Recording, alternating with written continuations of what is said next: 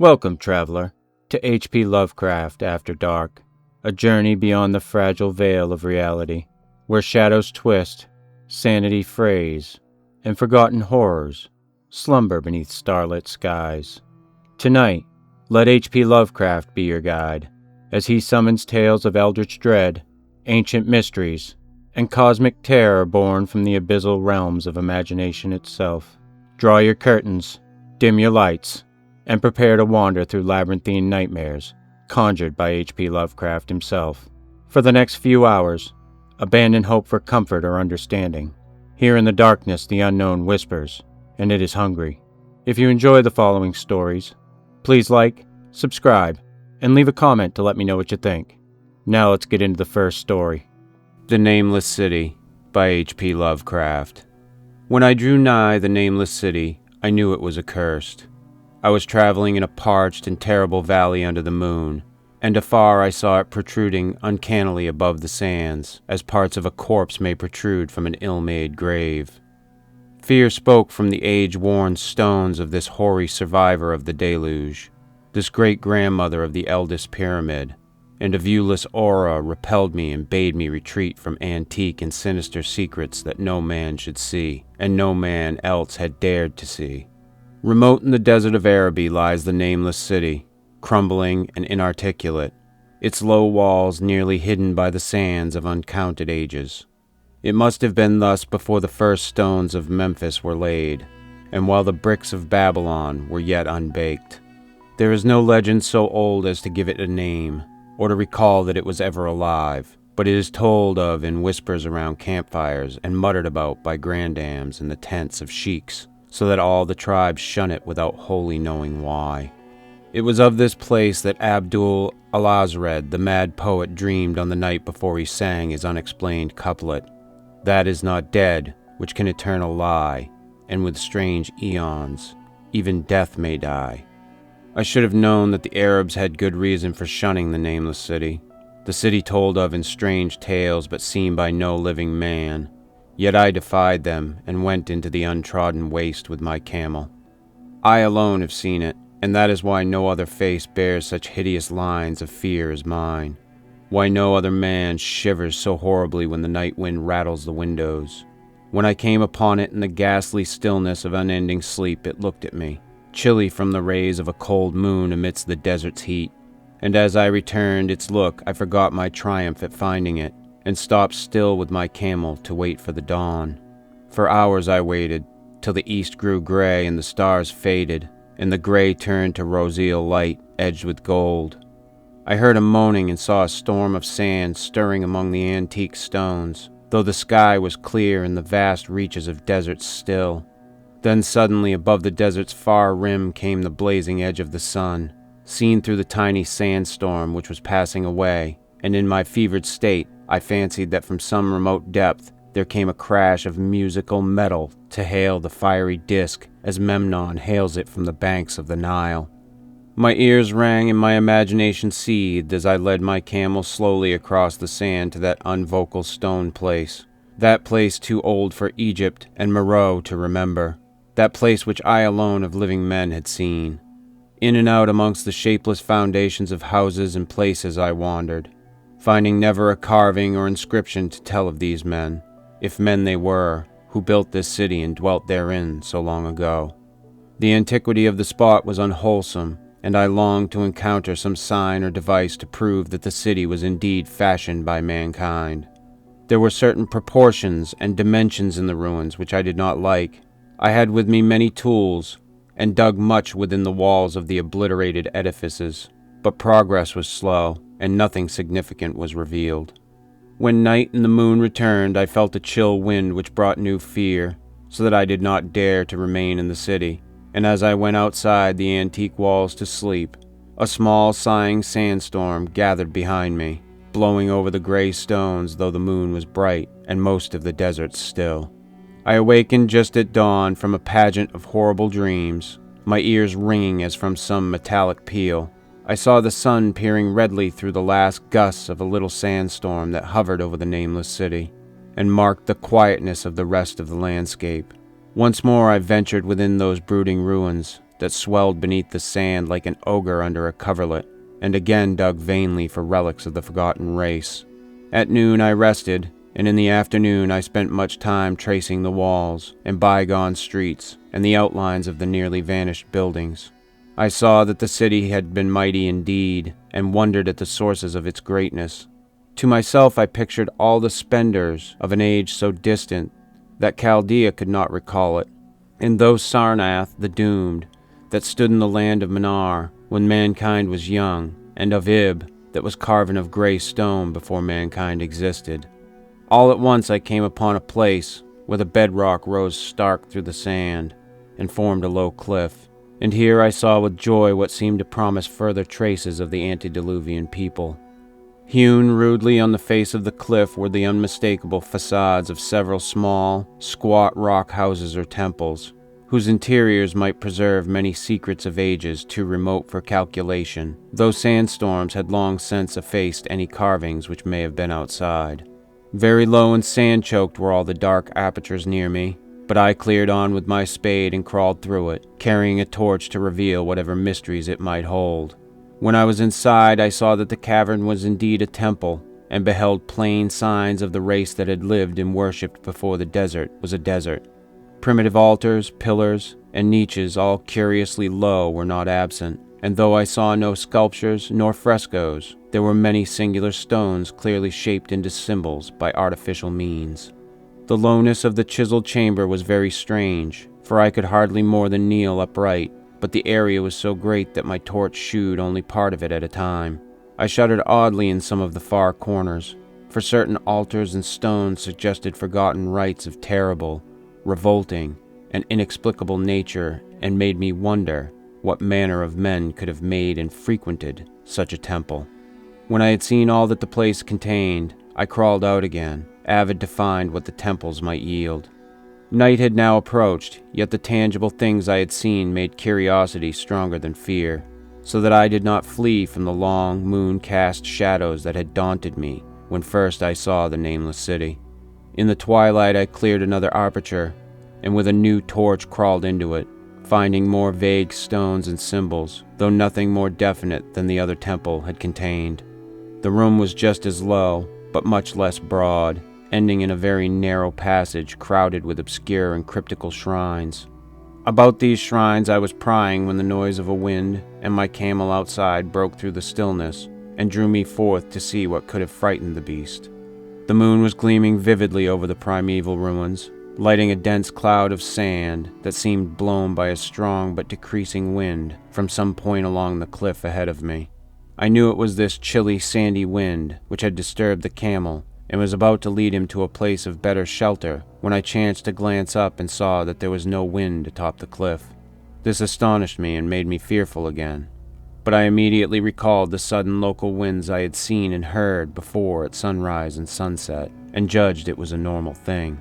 I decided that it came from some rock fissure leading to a cave, and watched the troubled sand to trace it to its source, soon perceiving that it came from the black orifice of a temple a long distance south of me, almost out of sight. Against the choking sand cloud, I plodded toward this temple, which as I neared it loomed larger than the rest, and shewed a doorway far less clogged with caked sand. I would have entered had not the terrific force of the icy wind almost quenched my torch. It poured madly out of the dark door, sighing uncannily as it ruffled the sand and spread among the weird ruins. Soon it grew fainter, and the sand grew more and more still, till finally all was at rest again. But a presence seemed stalking among the spectral stones of the city, and when I glanced at the moon, it seemed to quiver as though mirrored in unquiet waters. I was more afraid than I could explain, but not enough to dull my thirst for wonder.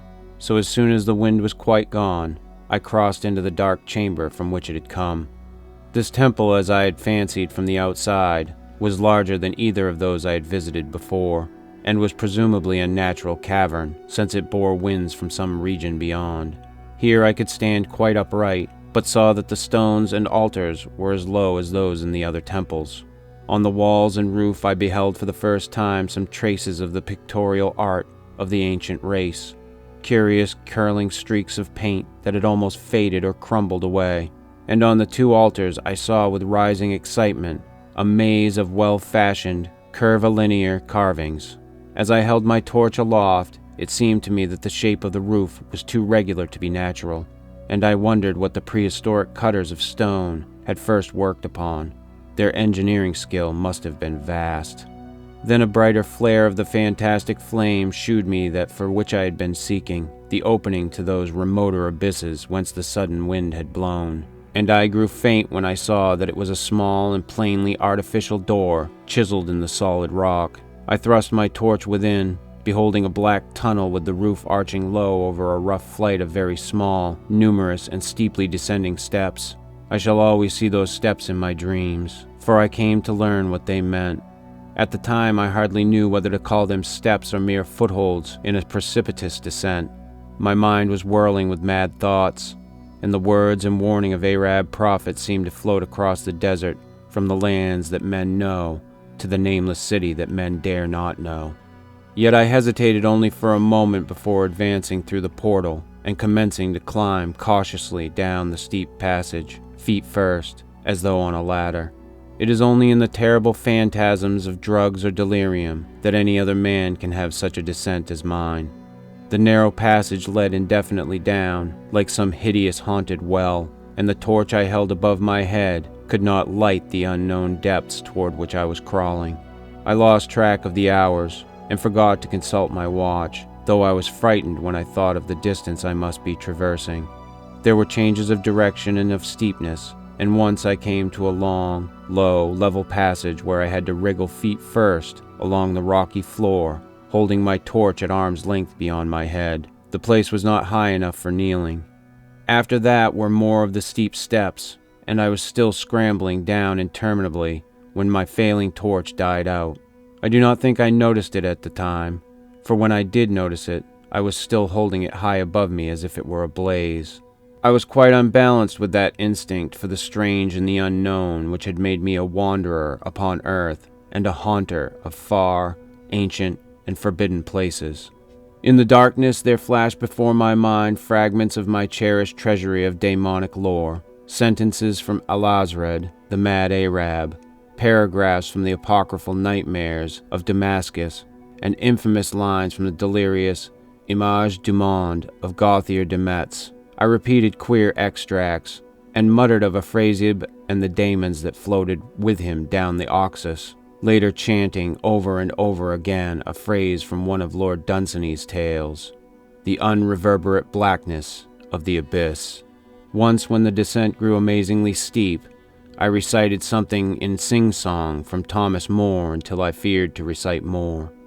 A reservoir of darkness black, as witches' cauldrons are when filled, with moon drugs in the cliffs distilled, leaning to look if foot might pass. Down through that chasm I saw beneath, as far as vision could explore, the jetty sides as smooth as glass, looking as if just varnished o'er. With that dark pitch the seat of death throws out upon its slimy shore. Time had quite ceased to exist when my feet again felt a level floor, and I had found myself in a place slightly higher than the rooms in the 2 smaller temples, now so incalculably far above my head. I could not quite stand, but could kneel upright, and in the dark I shuffled and crept hither and thither at random. I soon knew that I was in a narrow passage, whose walls were lined with cases of wood having glass fronts. As in that Paleozoic and abysmal place I felt of such things as polished wood and glass, I shuddered at the possible implications. The cases were apparently ranged along each side of the passage at regular intervals, and were oblong and horizontal, hideously like coffins in shape and size. When I tried to move 2 or 3 for further examination, I found that they were firmly fastened. I saw that the passage was a long one, so floundered ahead rapidly in a creeping run that would have seemed horrible had any eye watched me in the blackness, crossing from side to side occasionally to feel of my surroundings and be sure the walls and rows of cases still stretched on. Man is so used to thinking visually that I almost forgot the darkness and pictured the endless corridor of wood and glass in its low-studded monotony as though I saw it. And then, in a moment of indescribable emotion, I did see it. Just when my fancy merged into real sight I cannot tell. But there came a gradual glow ahead, and all at once I knew that I saw the dim outlines of a corridor and the cases revealed by some unknown subterranean phosphorescence. For a little while, all was exactly as I had imagined it, since the glow was very faint. But as I mechanically kept on stumbling ahead into the stronger light, I realized that my fancy had been but feeble. This hall had no relic of crudity like the temples in the city above, but a monument of the most magnificent and exotic art. Rich, vivid, and daringly fantastic designs and pictures formed a continuous scheme of mural painting, whose lines and colors were beyond description. The cases were of a strange golden wood, with fronts of exquisite glass, and containing the mummified forms of creatures outreaching in grotesqueness the most chaotic dreams of man. To convey any idea of these monstrosities is impossible. They were of the reptile kind, with body lines suggesting sometimes the crocodile, sometimes the seal, but more often nothing of which either the naturalist or the paleontologist ever heard.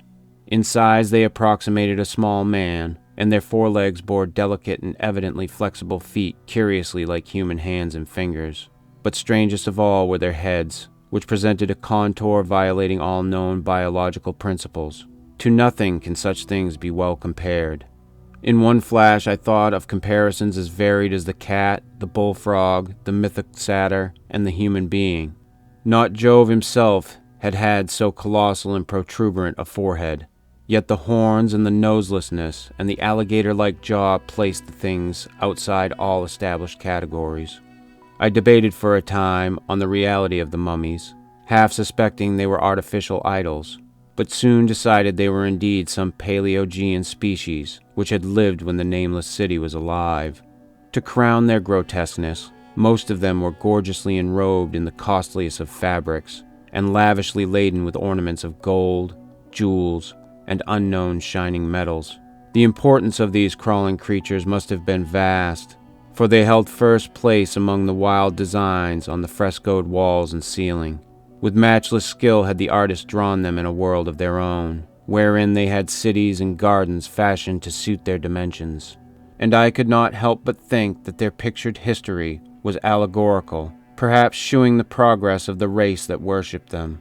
These creatures, I said to myself, were men of the Nameless City, what the she-wolf was to Rome, or some totem beast is to a tribe of Indians. Holding this view, I could trace roughly a wonderful epic of the Nameless City, the tale of a mighty seacoast metropolis that ruled the world before Africa rose out of the waves, and of its struggles as the sea shrank away and the desert crept into the fertile valley that held it. I saw its wars and triumphs, its troubles and defeats, and afterwards its terrible fight against the desert when thousands of its people, here represented in allegory by the grotesque reptiles, were driven to chisel their way down through the rocks in some marvelous manner to another world, whereof their prophets had told them. It was all vividly weird and realistic, and its connection with the awesome descent I had made was unmistakable. I even recognized the passages. As I crept along the corridor toward the brighter light, I saw later stages of the painted epic, the leave-taking of the race that had dwelt in the Nameless City and the valley around for 10 million years. The race whose souls shrank from quitting scenes their bodies had known so long, where they had settled as nomads in the earth's youth, hewing in the virgin rock those primal shrines at which they had never ceased to worship. Now that the light was better, I studied the pictures more closely, and remembering that the strange reptiles must represent the unknown men, pondered upon the customs of the Nameless City. Many things were peculiar and inexplicable. The civilization, which included a written alphabet, had seemingly risen to a higher order than those immeasurably later civilizations of Egypt and Chaldea. Yet there were curious omissions. I could, for example, find no pictures to represent deaths or funeral customs, save such as were related to wars, violence, and plagues, and I wondered at the reticence shewn concerning natural death. It was as though an ideal of earthly immortality had been fostered as a cheering illusion. Still, near the end of the passage was painted scenes of the utmost picturesqueness and extravagance, contrasted views of the Nameless City in its desertion and growing ruin, and of the strange new realm of paradise to which the race had hewed its way through the stone. In these views, the city and the desert valley were shewn always by moonlight, a golden nimbus hovering over the fallen walls, and half revealing the splendid perfection of former times, shewn spectrally and elusively by the artist. The paradisal scenes were almost too extravagant to be believed, portraying a hidden world of eternal day filled with glorious cities and ethereal hills and valleys. At the very last, I thought I saw signs of an artistic anticlimax. The paintings were less skillful and much more bizarre than even the wildest of the earlier scenes. They seemed to record a slow decadence of the ancient stock, coupled with a growing ferocity toward the outside world from which it was driven by the desert. The forms of the people, always represented by the sacred reptiles, appeared to be gradually wasting away. Through their spirit as shewn hovering above the ruins by moonlight gained in proportion. Emaciated priests, displayed as reptiles in ornate robes, cursed the upper air and all who breathed it, and one terrible final scene shewed a primitive-looking man, perhaps a pioneer of the ancient Irem, the city of pillars, torn to pieces by members of the elder race. I remember how the Arabs fear the Nameless City, and was glad that beyond this place, the gray walls and ceiling were bare. As I viewed the pageant of mural history, I had approached very closely to the end of the low-ceiled hall, and was aware of a great gate through which came all of the illuminating phosphorescence. Creeping up to it, I cried aloud in transcendent amazement at what lay beyond, for instead of other and brighter chambers, there was only an illimitable void of uniform radiance. Such one might fancy when gazing down from the peak of Mount Everest upon a sea of sunlit mist. Behind me was a passage so cramped that I could not stand upright in it. Before me was an infinity of subterranean effulgence. Reaching down from the passage into the abyss was the head of a steep flight of steps, small, numerous steps like those of black passages I had traversed. But after a few feet the glowing vapors concealed everything. Swung back open against the left-hand wall of the passage was a massive door of brass, incredibly thick and decorated with fantastic bas-reliefs, which could, if closed, shut the whole inner world of light away from the vaults and the passages of rock. I looked at the steps, and for the nonce dared not try them. I touched the open brass door and could not move it. Then I sank prone to the stone floor, my mind aflame with prodigious reflections, which not even a death-like exhaustion could banish. As I lay still with closed eyes, free to ponder, many things I had lightly noted in the frescoes came back to me with new and terrible significance. Scenes representing the Nameless City in its heyday, the vegetation of the valley around it, and the distant lands with which its merchants traded. The allegory of the crawling creatures puzzled me by its universal prominence, and I wondered that it should be so closely followed in a pictured history of such importance. In the frescoes, the Nameless City had been shewn in proportions fitted to the reptiles. I wondered what its real proportions and magnificence had been, and reflected a moment on certain oddities I had noticed in the ruins. I thought curiously of the lowness of the primal temples, and of the underground corridor, which were doubtless hewn thus out of deference to the reptile deities there honored, though it perforce reduced the worshippers to crawling. Perhaps the very rites here involved crawling in imitation of the creatures. No religious theory, however, could easily explain why the level passages in that awesome descent should be as low as the temples, or lower, since one could not even kneel in it. As I thought of the crawling creatures, whose hideous mummified forms were so close to me, I felt a new throb of fear. Mental associations are curious, and I shrank from the idea that except for the poor primitive man torn to pieces in the last painting, mine was the only human form amidst the many relics and symbols of the primordial life. But as always in my strange and roving existence, wonder soon drove out fear, for the luminous abyss and what it might contain presented a problem worthy of the greatest explorer. That a weird world of mystery lay far down that flight of peculiarly small steps, I could not doubt, and I hoped to find there those human memorials which the painted corridor had failed to give. The frescoes had pictured unbelievable cities and valleys in this lower realm, and my fancy dwelt on the rich and colossal ruins that awaited me. My fears indeed concerned the past rather than the future. Not even the physical horror of my position in that cramped corridor of dead reptiles and antediluvian frescoes miles below the world I knew, and faced by another world of eerie light and mist, could match the lethal dread I felt at the abysmal antiquity of the scene and its soul. An ancientness so vast that measurement is feeble seemed to leer down from the primal stones and rock-hewn temples of the Nameless City, while the very latest of the astounding maps in the frescoes shewed oceans and continents that man has forgotten, with only here and there some vaguely familiar outlines.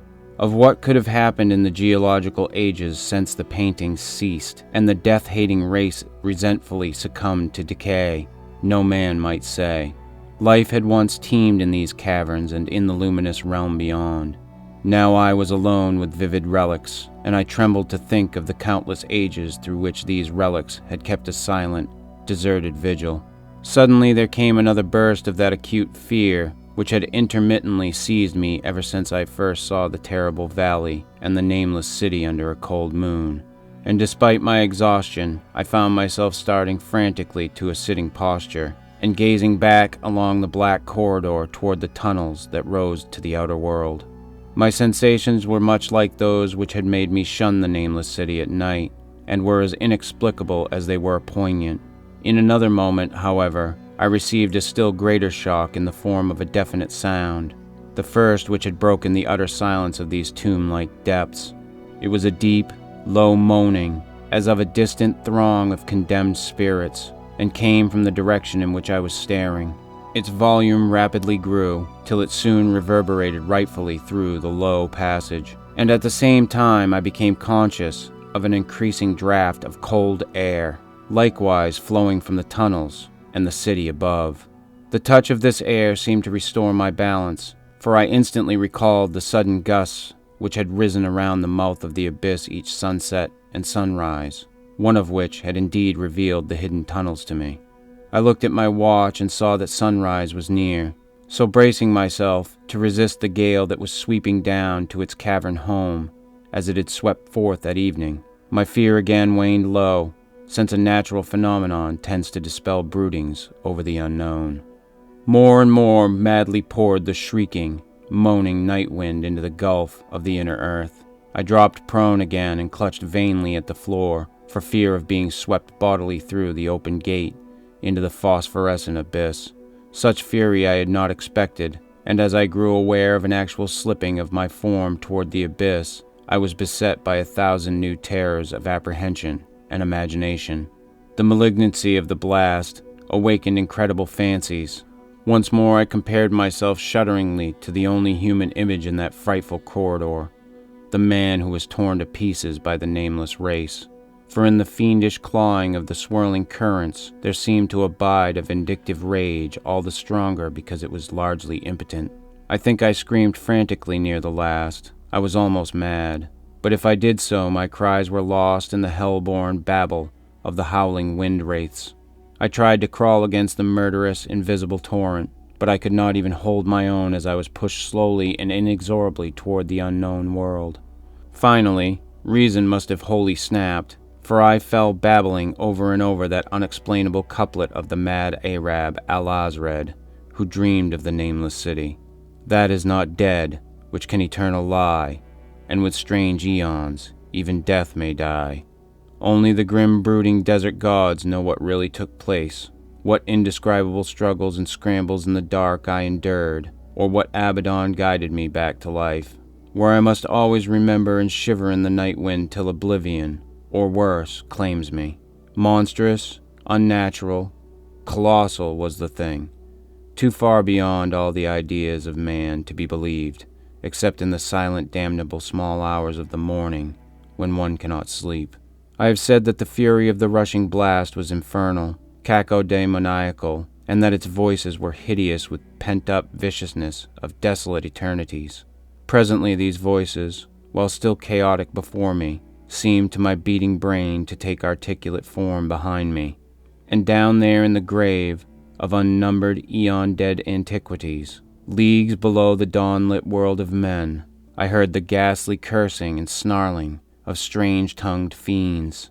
Turning, I saw outlined against the luminous ether of the abyss what could not be seen against the dusk of the corridor. A nightmare horde of rushing devils. Hate-distorted, grotesquely panoplied, half-transparent devils of a race no man might mistake. The crawling reptiles of the Nameless City. And as the wind died away, I was plunged into the ghoul-pooled darkness of Earth's bowels. For behind the last of the creatures, the great brazen door clanged shut with a deafening peal of metallic music, whose reverberations swelled out of the distant world to hail the rising sun, as Memnon hails it from the banks of the Nile. The Strange High House in the Mist by H.P. Lovecraft. In the morning, mist comes up from the sea by the cliffs beyond Kingsport. White and feathery it comes from the deep to its brothers the clouds, full of dreams of dank pastures and caves of Leviathan. And later, in still summer rains on the steep roofs of poets, the clouds scatter bits of those dreams, that men shall not live without rumor of old, strange secrets, and wonders that planets tell planets alone in the night. When tales fly thick in the grottos of Tritons, and conches and seaweed cities blow wild tunes learned from the elder ones, then great eager mists flock to heaven, laden with lore, and oceanward eyes on the rocks see only a mystic whiteness, as if the cliff's rim were the rim of all earth, and the solemn bells of buoys tolled free in the ether of fairy. Now north of archaic Kingsport the crags climb lofty and curious, terrace on terrace, till the northernmost hangs in the sky like a gray, frozen wind cloud. Alone it is, a bleak point jutting in limitless space, for there the coast turns sharp where the great Miskatonic pours out of the plains past Arkham, bringing woodland legends and little quaint memories of New England's hills. The sea folk in Kingsport look up at the cliff, as other sea folk look up at the pole star, and time the night's watches by the way it hides, or shews the great bear, Cassiopeia, and the dragon. Among them it is one with the firmament, and truly it is hidden from them when the mist hides the stars or the sun. Some of the cliffs they love, as that whose grotesque profile they call Father Neptune, or that whose pillared steps they term the Causeway. But this one they fear because it is so near the sky. The Portuguese sailors coming in from a voyage cross themselves when they first see it, and the old Yankees believe it would be much graver matter than death to climb it, if indeed that were possible. Nevertheless, there is an ancient house on that cliff, and at evening men see lights in the small paned windows. The ancient house has always been there, and people say one dwells therein who talks with the morning mists that come up from the deep, and perhaps sees singular things oceanward at those times when the cliff's rim becomes the rim of all earth, and solemn buoys toll free in the white ether of fairy. This they tell from hearsay, for that forbidding crag is always unvisited, and natives dislike to train telescopes on it. Summer boarders have indeed scanned it with jaunty binoculars, but have never seen more than the gray primeval roof, peaked and shingled, whose eaves come nearly to the gray foundations, and the dim yellow light of the little windows peeping out from under those eaves in the dusk. These summer people do not believe that the same one has lived in the ancient house for hundreds of years, but cannot prove their hearsay to any real Kingsporter. Even the terrible old man who talks to leaden pendulums in bottles, buys groceries with centuried Spanish gold, and keeps stone idols in the yard of his antediluvian cottage in Water Street, can only say these things were the same when his grandfather was a boy, and that must have been inconceivable ages ago, when Belcher or Shirley or Pownell or Bernard was governor of His Majesty's province of the Massachusetts Bay. Then one summer there came a philosopher into Kingsport. His name was Thomas Olney, and he taught ponderous things in a college by Narragansett Bay. With stout wife and romping children he came, and his eyes were weary with seeing the same things for many years, and thinking the same well-disciplined thoughts. He looked at the mists from the diadem of Father Neptune, and tried to walk into their white world of mystery along the tightened steps of the Causeway. Morning after morning he would lie on the cliffs and look over the world's rim at the cryptical ether beyond, listening to spectral bells and the wild cries of what might have been gulls. Then, when the mist would lift and the sea stand out prosy with the smoke of streamers, he would sigh and descend to the town where he loved to thread the narrow olden lanes up and down hill, and study the crazy tottering gables and odd pillared doorways which had sheltered so many generations of sturdy sea folk. and he even talked with the terrible old man who was not fond of strangers, and was invited into his fearsomely archaic cottage where low ceilings and wormy paneling hear the echoes of disquieting soliloquies in the dark small hours. Of course it was inevitable that Olney should mark the gray unvisited cottage in the sky, or that sinister northward crag which is one of the mists in the firmament. Always over Kingsport it hung, and always its mystery sounded in whispers through Kingsport's crooked alleys. The terrible old man wheezed a tale that his father had told him, of lightning that shot one night up from the peaked cottage to the clouds of higher heaven, and Granny Orne, whose tiny gambrel-roofed abode in Ship Street is all covered with moss and ivy, croaked over something her grandmother had heard at second hand, about shapes that flapped out of eastern mist straight into the narrow single door of that unreachable place, for the door is set close to the edge of the crag toward the ocean, and glimpsed only from ships at sea. At length, being avid for new strange things and held back by neither the Kingsporter's fear nor the summer's boarder's usual indolence, Olney made a very terrible resolve. Despite a conservative training, or because of it, for humdrum lives breed wistful longings of the unknown, he swore a great oath to scale that avoided northern cliff and visit the abnormally antique gray cottage in the sky. Very plausibly, his saner self argued that the place must be tenanted by people who reached it from inland along the easier ridge beside the Miskatonic's estuary. Probably they traded in Arkham knowing how little Kingsport liked their habitation, or perhaps being unable to climb down the cliff on the Kingsport side, only walked up along the lesser cliffs to where the crag leaped insolently up to consort with the celestial things, and became very sure that no human feet could mount it or descend it on that beetling southern slope. East and north it rose, thousands of feet vertically from the water, so only the western side inland and toward Arkham remained.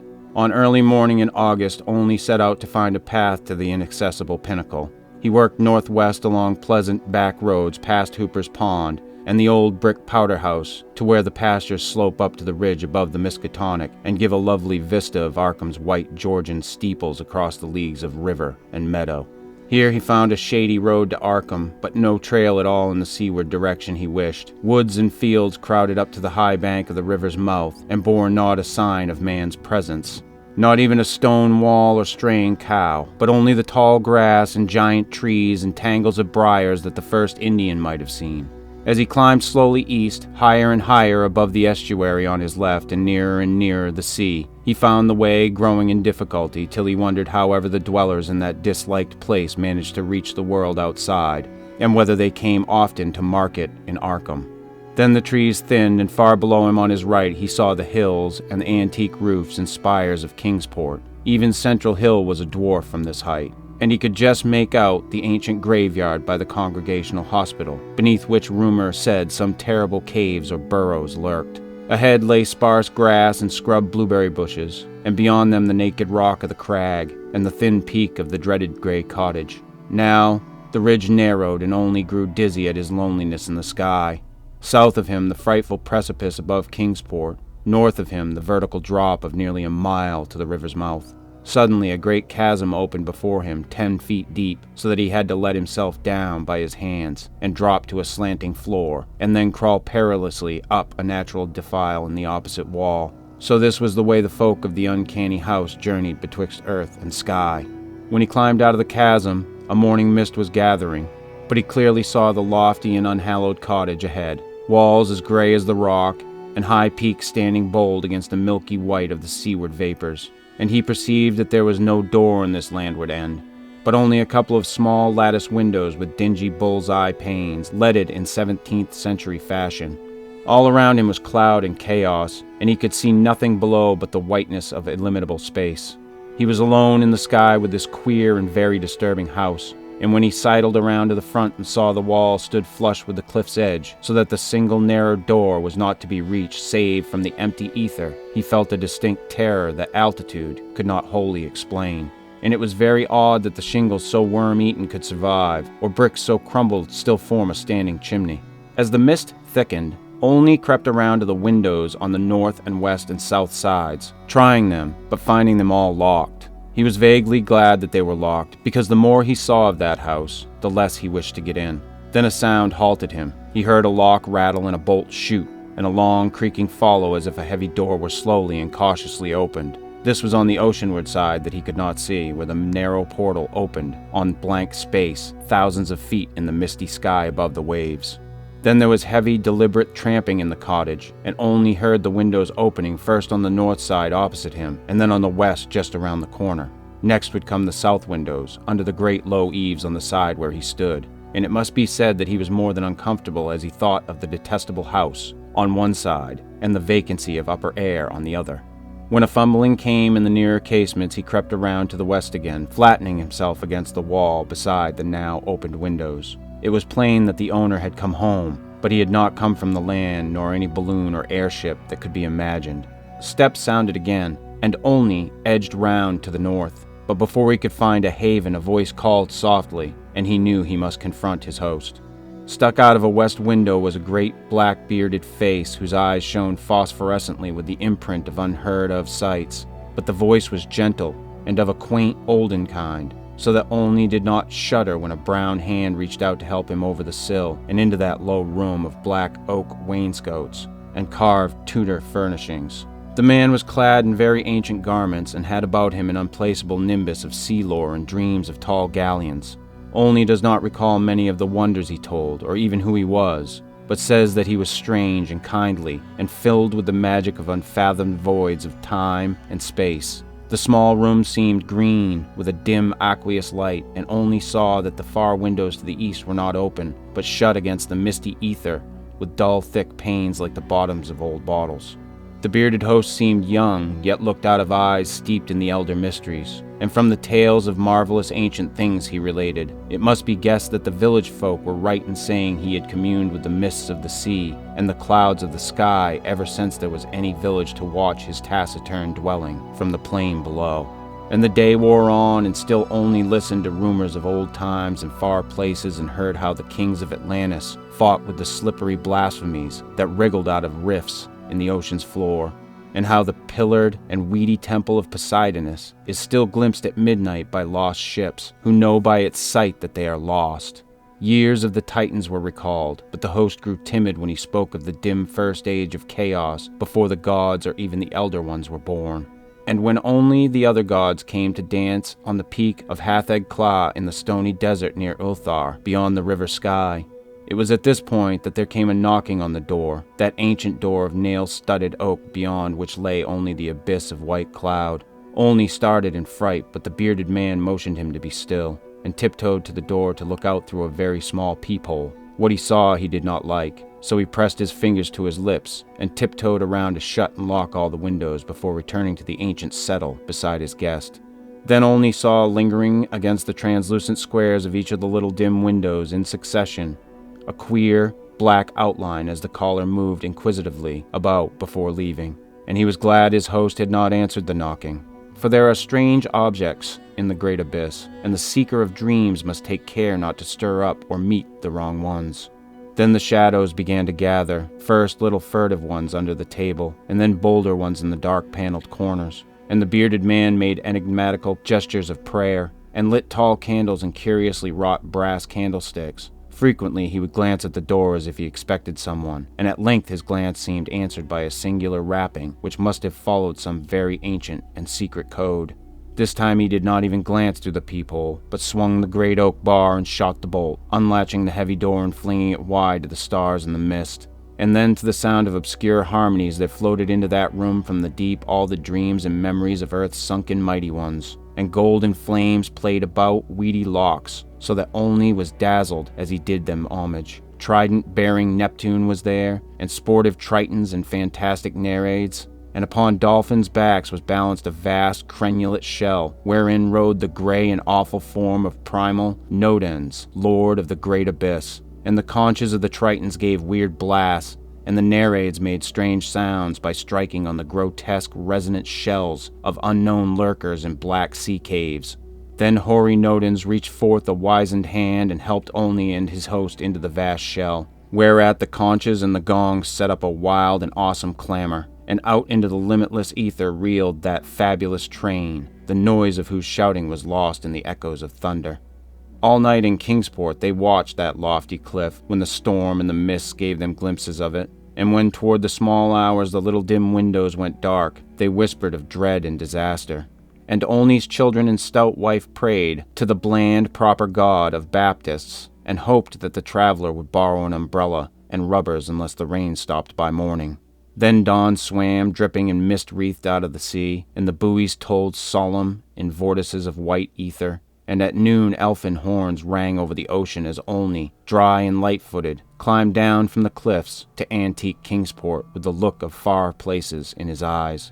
He could not recall what he had dreamed in the sky-perched hut of that still nameless hermit, or say how he had crept down that crag untraversed by other feet, nor could he talk of these matters at all save with the terrible old man, who afterward mumbled queer things in his long white beard, vowing that the man who came down from the crag was not wholly the man who went up, and that somewhere under that gray peaked roof, or amidst inconceivable reaches of that sinister white mist, there lingered still the lost spirit of him who was Thomas Olney. And ever since that hour, through dull dragging years of grayness and weariness, the philosopher has labored and eaten and slept and done uncomplaining the suitable deeds of a citizen. Nor any more does he long for the magic of farther hills, or sigh for secrets that peer like green reefs from a bottomless sea. The sameness of his days no longer gives him sorrow, and well-disciplined thoughts have grown enough for his imagination. His good wife waxes stouter, and his children older and prosier and more useful, and he never fails to smile correctly with pride when the occasion calls for it. In his glance there is not any restless light, and if he ever listens for solemn bells or far elfin horns, it is only at night when old dreams are wandering. He has never seen Kingsport again, for his family disliked the funny old houses, and complained that the drains were impossibly bad. They have a trim bungalow now at Bristol Highlands, where no tall crags tower, and the neighbors are urban and modern. But in Kingsport strange tales are abroad, and even the terrible old man admits a thing untold by his grandfather. For now, when the wind sweeps boisterous out of the north, past the high ancient house that is one with the firmament, there is broken at last that ominous brooding silence ever before the bane of Kingsport's maritime cotters. And old folk tell of pleasing voices heard singing there, and of laughter that swells with joys beyond earth's joys, and say that at evening the little low windows are brighter than formerly. They say too that the fierce aurora comes oftener to that spot, shining blue in the north with visions of frozen worlds, while the crag and the cottage hang black and fantastic against wild coruscations. And the mists of the dawn are thicker, and sailors are not quite so sure that all the muffled seaward ringing is that of the solemn buoys. Worst of all, though, is the shriveling old fears in the hearts of Kingsport's young men, who grow prone to listen at night to the north wind's faint, distant sounds. They swear no harm or pain can inhabit the high-peaked cottage, for in the new voices gladness beats, and with them the tinkle of laughter and music. What tales the sea mists may bring to that haunted and northernmost pinnacle they do not know, but they long to extract some hint of the wonders that knock at the cliff-yawning door when clouds are thickest, and patriarchs dread lest someday, one by one, they seek out that inaccessible peak in the sky and learn what centuried secrets hide beneath the steep shingled roof, which is part of the rocks and the stars and the ancient fears of Kingsport. That those venturesome youths will come back they do not doubt, but they think a light may be gone from their eyes and a will from their hearts. And they do not wish quaint Kingsport with its climbing lanes and archaic gables to drag listless down the years, while voice by voice the laughing chorus grows stronger and wilder in that unknown and terrible eyrie where mists and the dreams of mists stop to rest on their way from the sea to the skies. They do not wish the souls of their young men to leave the pleasant hearths and gambrel-roofed taverns of old Kingsport, nor do they wish the laughter and song in that high rocky place to grow louder, for as the voice which has come has brought fresh mists from the sea, and from the north fresh lights, so do they say that still other voices will bring more mists and more lights, till perhaps the olden gods, whose existence they only hint in whispers for fear the congregational parson shall hear, may come out of the deep and from unknown Cadath in the cold waste, and make their dwelling on that evilly appropriate crag, so close to the gentle hills and valleys of quiet, simple fisher-folk. This they do not wish, for to plain people, things not of earth are unwelcome. And besides, the terrible old man often recalls what Olney said about a knock that the lone dweller feared, and a shape seen black and inquisitive against the mist through those queer translucent windows of leaded bull's-eyes. All these things, however, the Elder Ones only may decide. And meanwhile, the morning mist still comes up by that lonely, vertiginous peak with the steep, ancient house, that gray, low-eaved house where none is seen, but where evening brings furtive lights while the north wind tells of strange revels. White and feathery it comes from the deep to its brothers the clouds, full of dreams of dank pastures and caves of Leviathan. And when tales fly thick in the grottos of Tritons, and conches and seaweed cities blow wild tunes learned from the Elder Ones, then great eager vapors flock to heaven laden with lore. And Kingsport, nestling uneasy on its lesser cliffs below the awesome hanging sentinel of rock, sees oceanward only a mystic whiteness, as if the cliff's rim were the rim of all earth, and the solemn bells of the buoys tolled free in the ether of faerie.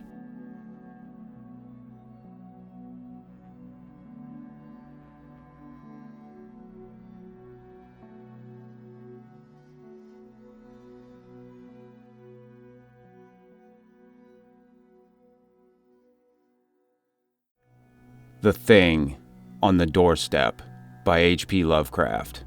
Chapter 1. It is true that I have sent 6 bullets through the head of my best friend, and yet I hope to shew by this statement that I am not his murderer. At first I shall be called a madman, madder than the man that I shot in his cell at the Arkham Sanitarium. Later some of my readers will weigh each statement, correlate it with the known facts, and ask themselves how I could have believed otherwise than as I did after facing the evidence of that horror, that thing on the doorstep. Until then I also saw nothing but madness in the wild tales I have acted on. Even now I ask myself whether I was misled, or whether I am not mad at all. I do not know, but others have strange things to tell of Edward and Asenath Derby, and even the stolid police are at their wits' end to account for that last terrible visit. They have tried weakly to concoct a theory of a ghastly jet or warning by discharged servants, yet they know in their hearts that the truth is something infinitely more terrible and incredible. So I say that I have not murdered Edward Derby, rather have I avenged him, and in so doing purged the earth of a horror whose survival might have loosed untold terrors on all mankind. There are black zones of shadow close to our daily paths, and now and then some evil soul breaks a passage through. When that happens, the man who knows must strike before reckoning the consequences. I have known Edward Pickman Derby all his life. 8 years my junior, he was so precocious that we had much in common from the time he was 8 and I 16. He was the most phenomenal child scholar I have ever known, and at 7 was writing verse of a somber, fantastic, almost morbid cast, which astonished the tutors surrounding him. Perhaps his private education and coddled seclusion had something to do with his premature flowering. An only child, he had organic weaknesses, which startled his doting parents and caused them to keep him closely chained to their side. He was never allowed out without his nurse, and seldom had a chance to play unconstrainedly with other children. All this doubtless fostered a strange, secretive inner life in the boy, with imagination as his one avenue of freedom. At any rate, his juvenile learning was prodigious and bizarre, and his facile writing such as to captivate me despite my greater age. About that time I had leanings toward art of a somewhat grotesque cast, and I found in this younger child a rare kindred spirit.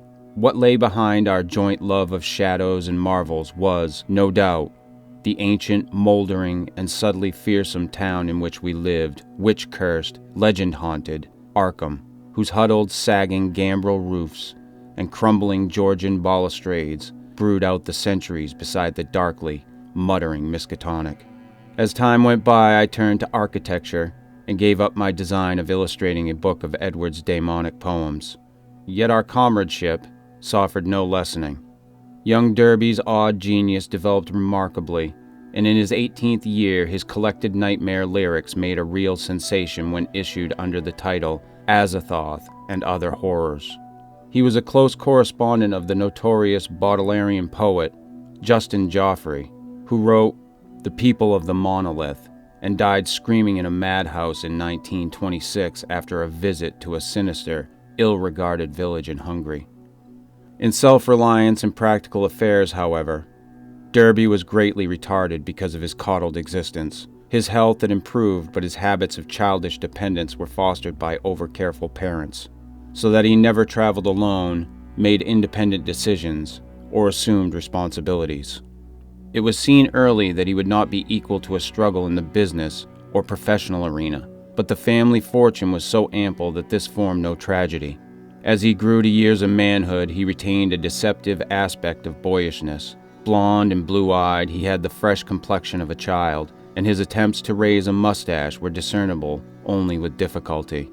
His voice was soft and light, and his pampered, unexercised life gave him a juvenile chubbiness rather than a paunchiness of premature middle age.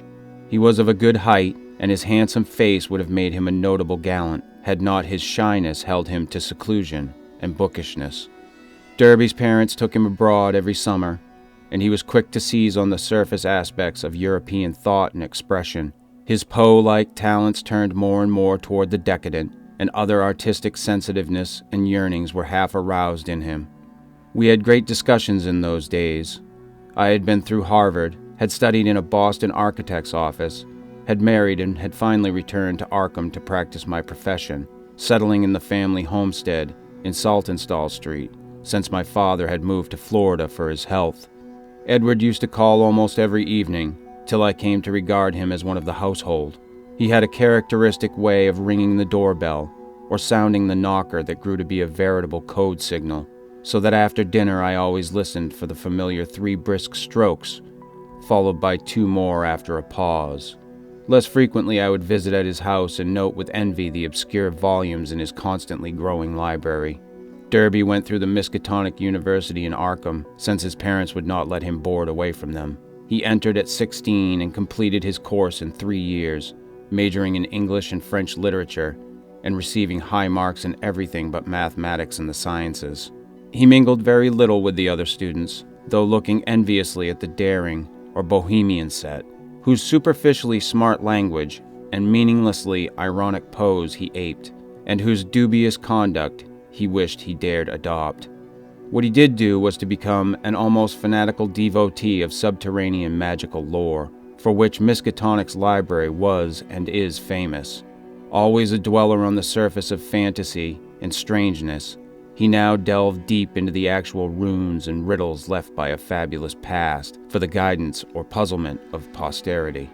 He read things like the frightful Book of Ebon, the Unesprechlichen Kulten of von Junst, and the forbidden Necromonicon of the mad Arab, Abdul Azared, though he did not tell his parents he had seen them. Edward was 20 when my son and only child was born, and seemed pleased when I named the newcomer Edward Derby Upton after him. By the time he was 25, Edward Derby was a prodigiously learned man and a fair well-known poet and fantastiste, though his lack of contacts and responsibilities had slowed down his literary growth by making his products derivative and overbookish. I was perhaps his closest friend, finding him an inexhaustible mine of vital theoretical topics, while he relied on me for advice in whatever matters he did not wish to refer to his parents. He remained single, more through shyness, inertia, and parental protectiveness than through inclination, and moved in society only to the slightest and most perfunctory extent. When the war came, both health and ingrained timidity kept him at home. I went to Plattsburgh for a commission, but never got overseas. So the years wore on. Edward's mother died when he was 34, and for months he was incapacitated by some odd psychological malady. His father took him to Europe, however, and he managed to pull out of his trouble without visible effects. Afterward, he seemed to feel a sort of grotesque exhilaration, as if of partial escape from some unseen bondage. He began to mingle in the more advanced college set despite his middle age, and was present at some extremely wild doings, on one occasion paying heavy blackmail, which he borrowed of me, to keep his presence at a certain affair from his father's notice. Some of the whispered rumors about the wild Miskatonic set were extremely singular. There was even talk of black magic, and of happenings utterly beyond credibility. Chapter 2. Edward was 38 when he met Asenath Waite. She was, I judge, about 23 at the time, and was taking a special course in medieval metaphysics at Miskatonic. The daughter of a friend of mine had met her before, in the hall school at Kingsport and had been inclined to shun her because of her odd reputation. She was dark, smallish, and very good-looking except for over-protuberant eyes, but something in her expression alienated extremely sensitive people. It was, however, largely her origin and conversation which caused average folk to avoid her. She was one of the Innsmouth waits, and dark legends have clustered for generations about crumbling, half-deserted Innsmouth and its people. There are tales of horrible bargains about the year 1850 and of a strange element, not quite human, in the ancient families of the rundown fishing port. Tales such as only old-time Yankees can devise and repeat with proper awesomeness. Asenath's case was aggravated by the fact that she was Ephraim Waite's daughter, the child of his old age by an unknown wife who always went veiled. Ephraim lived in a half-decayed mansion in Washington Street, Innsmouth, and those who had seen the place — Arkham folk avoid going to Innsmouth whenever they can — declared that the attic windows were always boarded, and that strange sounds sometimes floated from within as evening drew on. The old man was known to have been a prodigious magical student in his day, and legend averred that he could raise or quell storms at sea according to his whim.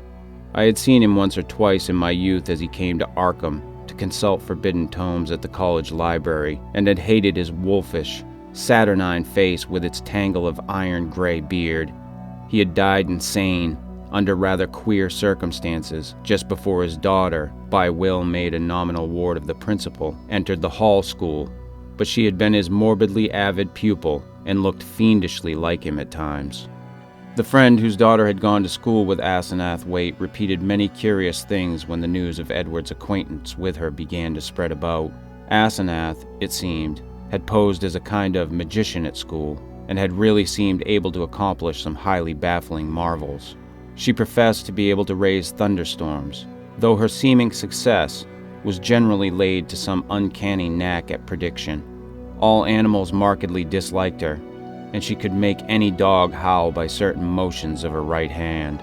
There were times when she displayed snatches of knowledge and language very singular and very shocking for a young girl, when she would frighten her schoolmates with leers and winks of an inexplicable kind, and would seem to extract an obscene and zestful irony from her present situation.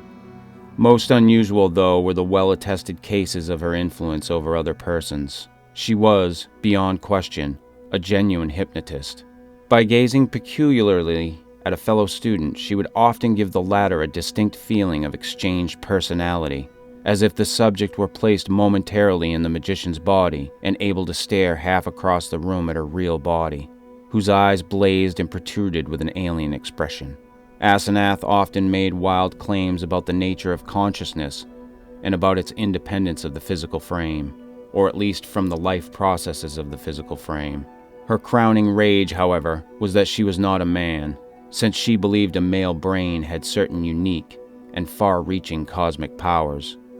Given a man's brain, she declared, she could not only equal but surpass her father in mastery of unknown forces. Edward met Asenath at a gathering of intelligentsia held in one of the students' rooms, and could talk of nothing else when he came to see me the next day. He had found her full of the interests and erudition which engrossed him most, and was in addition wildly taken with her appearance. I had never seen the young woman, and recalled casual references only faintly, but I knew who she was.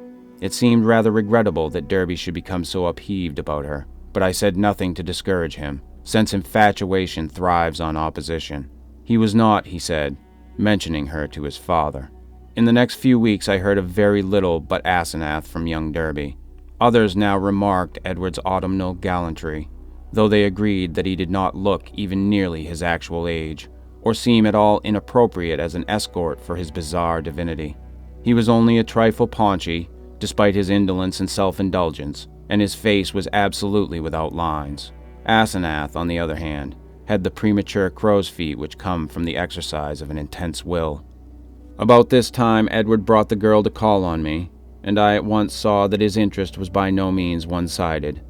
She eyed him continually, with an almost predatory air, and I perceived that their intimacy was beyond untangling.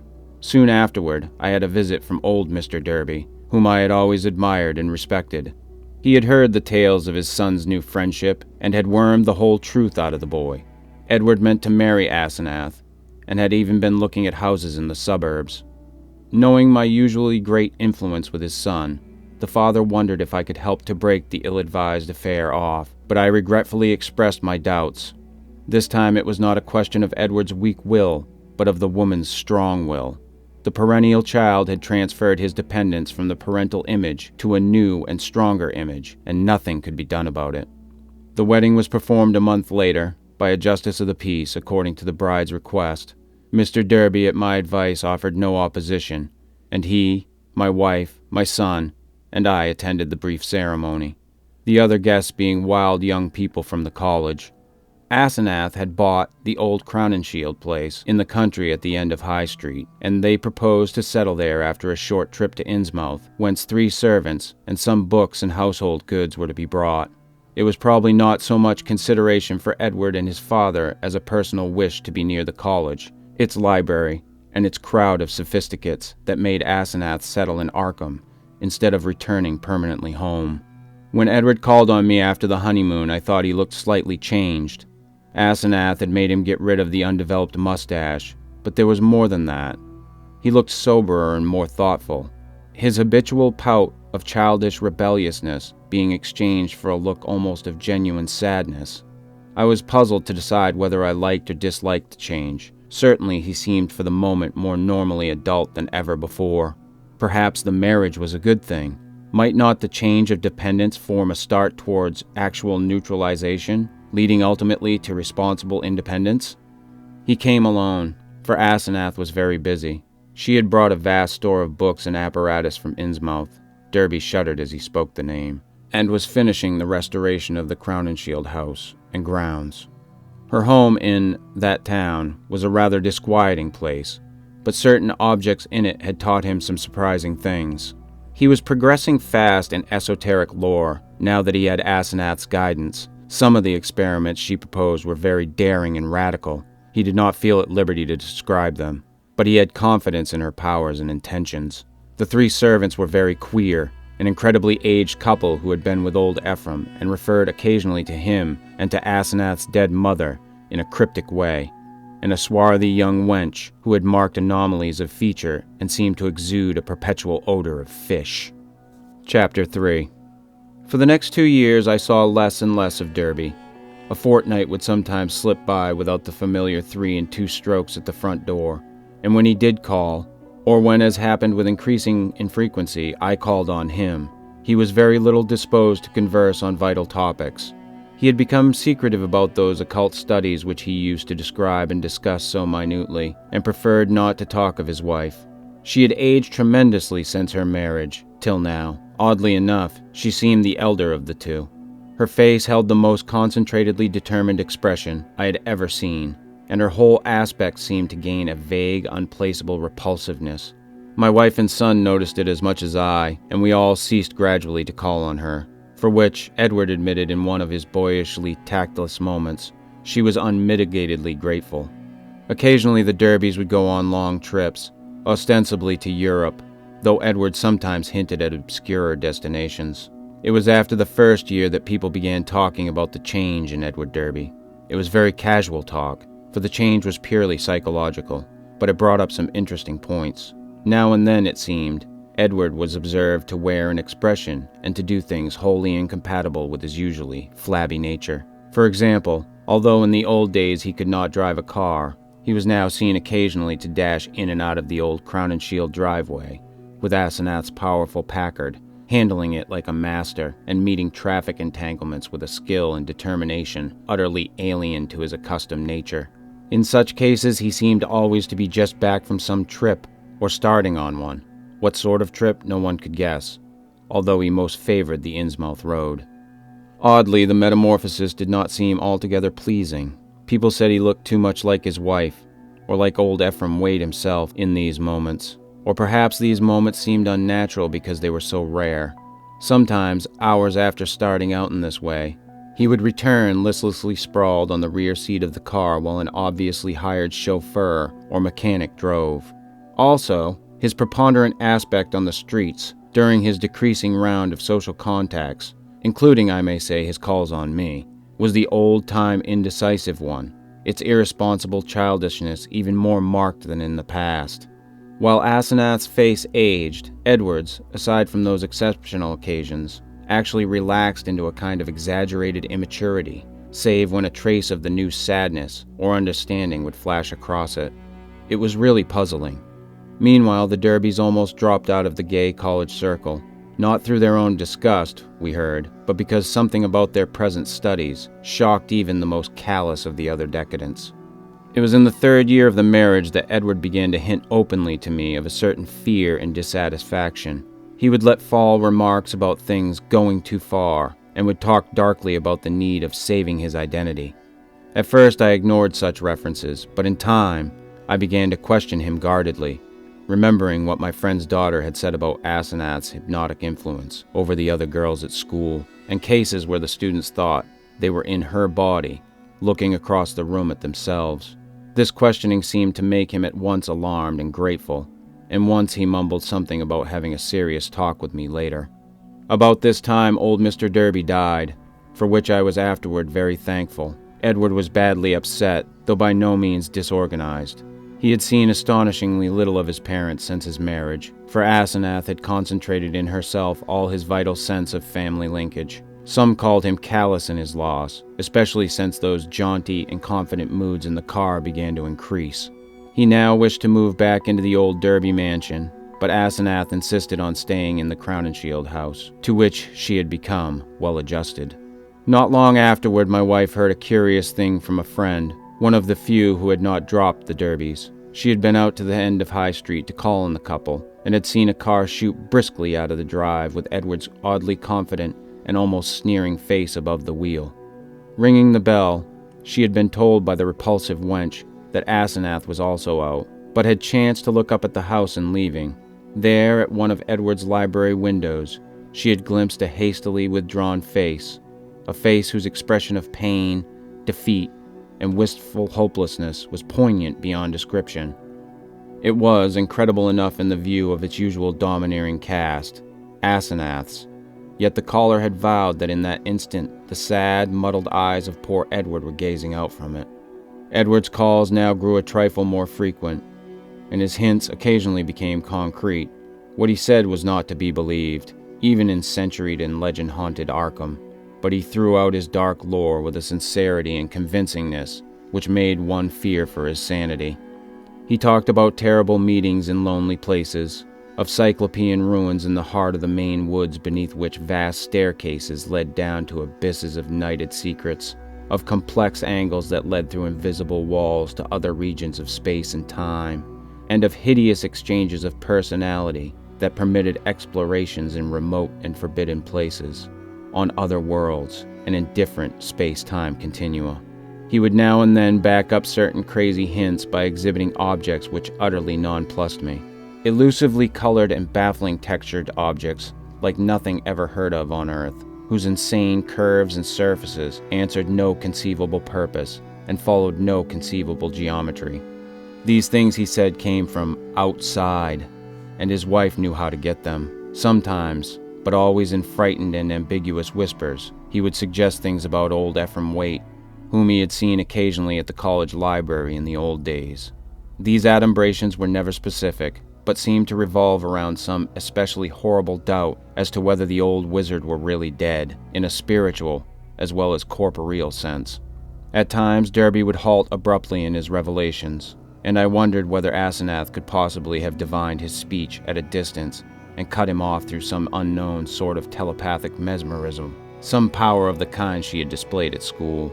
Certainly, she suspected that he told me things, for as the weeks passed, she tried to stop his visits with words and glances of a most inexplicable potency. Only with difficulty could he get to see me, for although he would pretend to be going somewhere else, some invisible force would generally clog his motions, or make him forget his destination for the time being. His visits usually came when Asenath was away in her own body, as he once oddly put it. She always found out later. The servants watched his goings and comings, but evidently she thought it inexpedient to do anything drastic. Chapter 4. Derby had been married more than 3 years on that August day when I got the telegram from Maine. I had not seen him for 2 months, but had heard he was away on business. Asenath was supposed to be with him, though watchful gossips declared that there was someone upstairs in the house behind the doubly curtained windows. They had watched the purchases made by the servants, and now the town marshal of Chasunkuk had wired of the draggled madman who stumbled out of the woods with delirious ravings and screamed to me for protection. It was Edward, and he had been just able to recall his own name and my name and address. Chasunkuk is close to the wildest, deepest, and least explored forest belt in Maine, and it took a whole day of feverish jolting through fantastic and forbidding scenery to get there in a car. I found Derby in a cell at the town farm, vacillating between frenzy and apathy. He knew me at once and began pouring out a meaningless, half-incoherent torrent of words in my direction. "Dan, for God's sake, the pit of the Shoggoths. Down the 6,000 steps. The abomination of abominations. I never would let her take me. And then I found myself there. Yah! Shub Niggurath. The shape rose up from the altar and there were 500 that howled. The hooded thing bleated. Kamog, Kamog. That word, old Ephraim's secret name in the coven. I was there, where she promised she wouldn't take me. A minute before I was locked in the library, and then I was there where she had gone with my body. In the place of utter blasphemy. The unholy pit where the black realm begins and the watcher guards the gate. I saw a Shoggoth. It changed shape. I can't stand it. I won't stand it. I'll kill her if she ever sends me there again. I'll kill that entity. Her, him, it. I'll kill it. I'll kill it with my own hands. It took me an hour to quiet him, but he subsided at last. The next day I got him decent clothes in the village and set out with him for Arkham. His fury of hysteria was spent, and he was inclined to be silent, though he began muttering darkly to himself when the car passed through Augusta, as if the sight of a city aroused unpleasant memories. It was clear that he did not wish to go home, and considering the fantastic delusions he seemed to have about his wife, delusions undoubtedly springing from some actual hypnotic ordeal to which he had been subjected, I thought it would be better if he did not. I would, I resolved, put him up myself for a time, no matter what unpleasantness it would make with Asenath. Later I would help him get a divorce, for most assuredly there were mental factors which made this marriage suicidal for him. When we struck open country again, Derby's muttering faded away, and I let him nod and drowse on the seat beside me as I drove. During our sunset dash through Portland, the muttering commenced again, more distinctly than before, and as I listened I caught a stream of utterly insane drivel about Asenath. The extent to which she had preyed on Edward's nerves was plain, for he had woven a whole set of hallucinations around her. His present predicament, he mumbled furtively, was only one of a long series. She was getting hold of him, and he knew that someday she would never let go.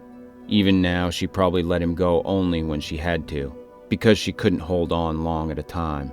She constantly took his body and went to nameless places for nameless rites, leaving him in her body and locking him upstairs. But sometimes she couldn't hold on, and he would find himself suddenly in his own body again in some far-off, horrible, and perhaps unknown place. Sometimes she'd get hold of him again, and sometimes she couldn't. Often he was left stranded somewhere as I had found him. Time and again he had to find his way home from frightful distances, getting somebody to drive the car after he found it. The worst thing was that she was holding on to him longer and longer at a time. She wanted to be a man, to be fully human. That was why she got hold of him. She had sensed the mixture of fine-wrought brain and weak will in him. Someday she would crowd him out and disappear with his body. Disappear to become a great magician like her father, and leave him marooned in that female shell that wasn't even quite human. Yes, he knew about the Innsmouth blood now. There had been traffic with things from the sea. It was horrible, and old Ephraim, he had known the secret, and when he grew old did a hideous thing to keep alive. He wanted to live forever. Asenath would succeed. One successful demonstration had taken place already.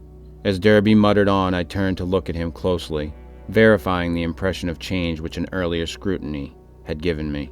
Paradoxically, he seemed in better shape than usual, harder, more normally developed, and without the trace of sickly flabbiness caused by his indolent habits.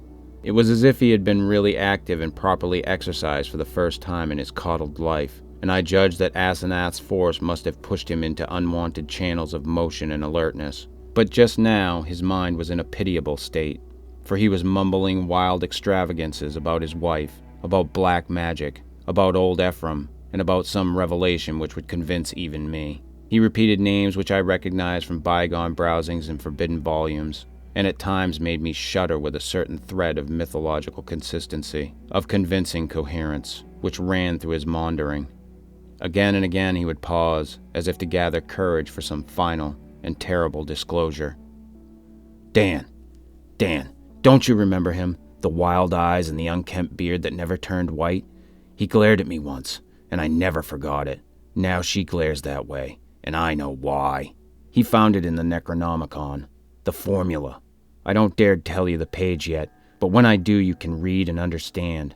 Then you will know what has engulfed me. On, body to body to body. He means never to die. The life glow. He knows how to break the link. It can flicker on a while even when the body is dead. I'll give you hints, and maybe you'll guess. Listen, Dan, do you know why my wife always takes such pains with that silly backhand writing? Have you ever seen a manuscript of old Ephraim's? Do you want to know why I shivered when I saw some hasty notes Asenath had jotted down? Asenath. Is there such a person? Why did they half think there was a poison in old Ephraim's stomach? Why do the Gilmans whisper about the way he shrieked like a frightened child when he went mad, and Asenath locked him up in the padded attic room where the other had been? Was it old Ephraim's soul that was locked in? Who locked in whom? Why had he been looking for months for someone with a fine mind and a weak will? Why did he curse that his daughter wasn't a son? Tell me, Daniel Upton, what devilish exchange was perpetuated in the house of horror where the blasphemous monster had his trusting, weak-willed, half-human child at his mercy? Didn't he make it permanent, as she'll do in the end with me? Tell me why that thing that calls itself Asenath writes differently when off guard, so that you can't tell its script from... Then the thing happened. Derby's voice was rising to a thin treble scream as he raved, when suddenly it was shut off with an almost mechanical click. I thought of those other occasions at my home when his confidences had abruptly ceased, when I had half fancied that some obscure telepathic wave of Asenath's mental force was intervening to keep him silent. This, though, was something altogether different, and I felt infinitely more horrible. The face beside me was twisted almost unrecognizably for a moment, while through the whole body there passed a shivering motion, as if all the bones, organs, muscles, nerves, and glands were readjusting themselves to a radically different posture, set of stresses, and general personality. Just where the supreme horror lay, I could not for my life tell. Yet there swept over me such a swamping wave of sickness and repulsion, such a freezing, petrifying sense of utter alienage and abnormality that my grasp of the wheel grew feeble and uncertain. The figure beside me seemed less like a lifelong friend than like some monstrous intrusion from outer space, some damnable, utterly accursed force of unknown and malign cosmic forces. I had faltered only a moment, but before another moment was over, my companion had seized the wheel and forced me to change places with him. The dusk was now very thick, and the lights of Portland far behind, so I could not see much of his face. The blaze of his eyes, though, was phenomenal, and I knew that he must now be in that queerly energized state, so unlike his usual self, which so many people had noticed. It seemed odd and incredible that listless Edward Derby, who could never assert himself, and who had never learned to drive, should be ordering me about and taking the wheel of my own car. Yet that was precisely what had happened. He did not speak for some time, and in my inexplicable horror, I was glad he did not. In the lights of Biddeford and Saco, I saw his firmly set mouth and shivered at the blaze of his eyes. The people were right. He did look damnably like his wife and like old Ephraim when in these moods. I did not wonder that the moods were disliked. There was certainly something unnatural and diabolic in them, and I felt the sinister element all the more because of the wild ravings I had been hearing. This man, for all my lifelong knowledge of Edward Pickman Derby, was a stranger, an intrusion of some sort from the black abyss. He did not speak until we were on a dark stretch of road, and when he did his voice seemed utterly unfamiliar. It was deeper, firmer, and more decisive than I have ever known it to be, while its accent and pronunciation were altogether changed, though vaguely, remotely, and rather disturbingly recalling something I could not quite place. There was, I thought, a trace of very profound and genuine irony in the timbre. Not the flashy, meaninglessly jaunty pseudo-irony of the callow sophisticate, which Derby had habitually affected, but something grim, basic, pervasive, and potentially evil. I marveled at the self-possession so soon following the spell of panic-struck muttering. "I hope you'll forget my attack back there, Upton," he was saying. "You know what my nerves are, and I guess you can excuse such things. I'm enormously grateful, of course, for this lift home. And you must forget, too, any crazy things I may have been saying about my wife, and about things in general. That's what comes from overstudying a field like mine. My philosophy is full of bizarre concepts, and when the mind gets worn out, it cooks up all sorts of imaginary, concrete applications. I shall take a rest from now on. You probably won't see me for some time, and you needn't blame Asenath for it. The trip was a bit queer, but it's really very simple. There are certain Indian relics in the North Woods, standing stones, and all that, which mean a good deal in folklore, and Asenath and I are following that stuff up. It was a hard search, so I seem to have gone off my head. I must send somebody for the car when I get home. A month's relaxation will put me back on my feet." I do not recall just what my own part of the conversation was, for the baffling alienage of my seatmate filled all my consciousness. With every moment, my feeling of elusive cosmic horror increased, till at length I was in a virtual delirium of longing for the end of the drive. Derby did not offer to relinquish the wheel, and I was glad of the speed which Portsmouth and Newburyport flashed by. At the junction where the main highway runs inland and avoids Innsmouth, I was half afraid my driver would take the bleak shore road that goes through the damnable place. He did not, however, but darted rapidly past Rowley and Ipswich toward our destination. We reached Arkham before midnight and found the lights still on at the old Crown and Shield house. Derby left the car with a hasty repetition of his thanks, and I drove home alone with a curious feeling of relief.